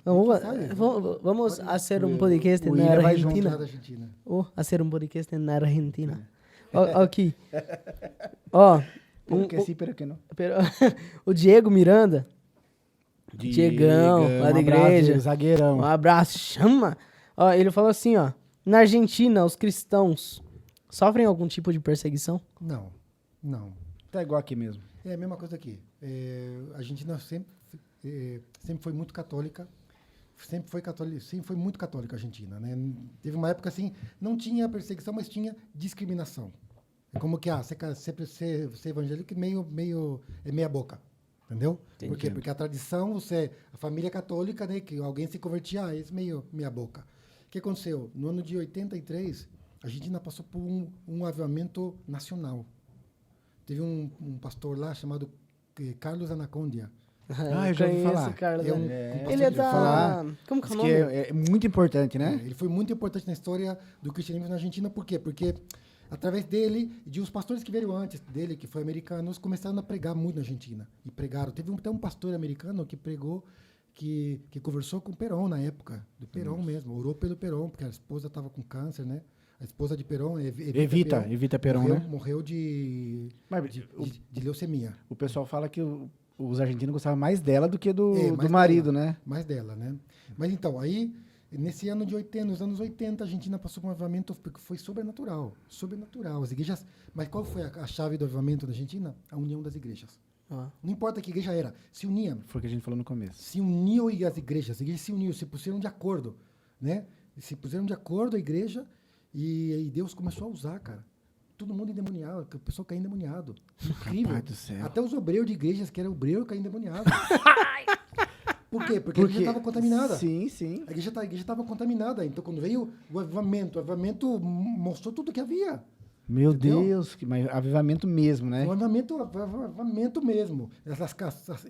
Os cultos eram em tendas, assim, como se fosse um circo. Sabe a tenda do circo? Que faz Sim, circo? sim, sim. Era assim, as campanhas. Nossa, Enchia cara. de gente, via gente, e gente endemoniada, gente sendo liberada, e o evangelho, gente que se convertia. Meu então, Deus. aí é como que foi um antes e um Céu. depois na Argentina. E aí a igreja evangélica começou a crescer. Só que teve um problema, que foi o que nós falamos aqui. O avivamento veio, mas a igreja não estava preparada. E não soube discipular. A igreja não soube discipular essas pessoas que se converteram. Então, muita gente depois se perdeu. E esse é o problema. Esse é o problema. Meu Deus. Mas mesmo assim, fez um antes e um Sim, depois. sim, sim. na Argentina. Inclusive, foi tão forte que ainda sobrevive esse... Sobrevive. É isso Até hoje tem muitas campanhas ainda que continuam fazendo as campanhas, que vão em determinados lugares, que pregam o evangelho, que vem muita gente, tudo. Que legal, cara, que legal. Deus é bom. Que da hora, que da hora, que da hora. Glória a Deus. Glória a Deus. Meu irmão, sem palavras. Você volta segunda? Eu volto na segunda-feira para Buenos Aires. Ó. Segunda-feira? Segunda-feira de manhã. Cara, dá pra gente conversar umas 10 horas com você. Gostoso, eu gosto. Muito bom. Falar de Deus, né, cara? A gente...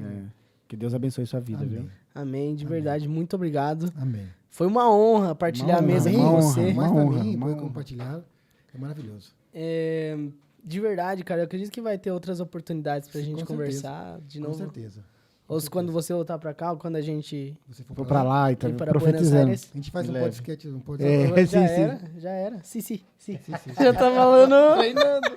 Não, o William já foi pra lá. Eu falei, o William já foi. O William, pra quem não sabe, o William, tecladista da igreja, tecladista não, o alien da igreja, das teclas, dos dedos, ele tá Ele aqui tem muitos com a dedos, gente. como Não, tentáculo você dele. tá maluco aí. O apelido dele é povo. Não, você olha, ele tá com 42 dedos, um cara tá maluco, não. E ele tá aqui assistindo a gente, por isso que a gente tá falando direto com ele. Mas, Regis, Amém. Deus muito abençoe, obrigado. pastor. Amém. Abençoe de verdade essa volta Amém. pra casa, Glória a que Deus, você amém. continue sendo benção. Amém. Muito obrigado Amém. pelo convite. Foi uma bênção para mim também. É maravilhoso poder compartilhar. Como que alimenta, né? Alimenta A gente demais. se alimenta de poder compartilhar a Cristo. Amém. Amém. É isso? É isso, galera. Se inscrevam no canal, por favor. É, se inscreve aí, curte, compartilha, ativa o sino que tem aqui embaixo. De verdade, ajuda muito a gente. Você não tem noção quanto ajuda. Então, precisou de qualquer coisa, manda pra nós. É isso É aí. isso aí. Isso aí. É isso aí. Curte, compartilha, se inscreve pra palavra do reino chegar onde tem que chegar. É isso. É isso. Muito obrigado, meu irmão. Obrigado. Que Deus Deus abençoe. Amém. Deus Um abraço. Deus abençoe. Tchau, tchau. Até a próxima.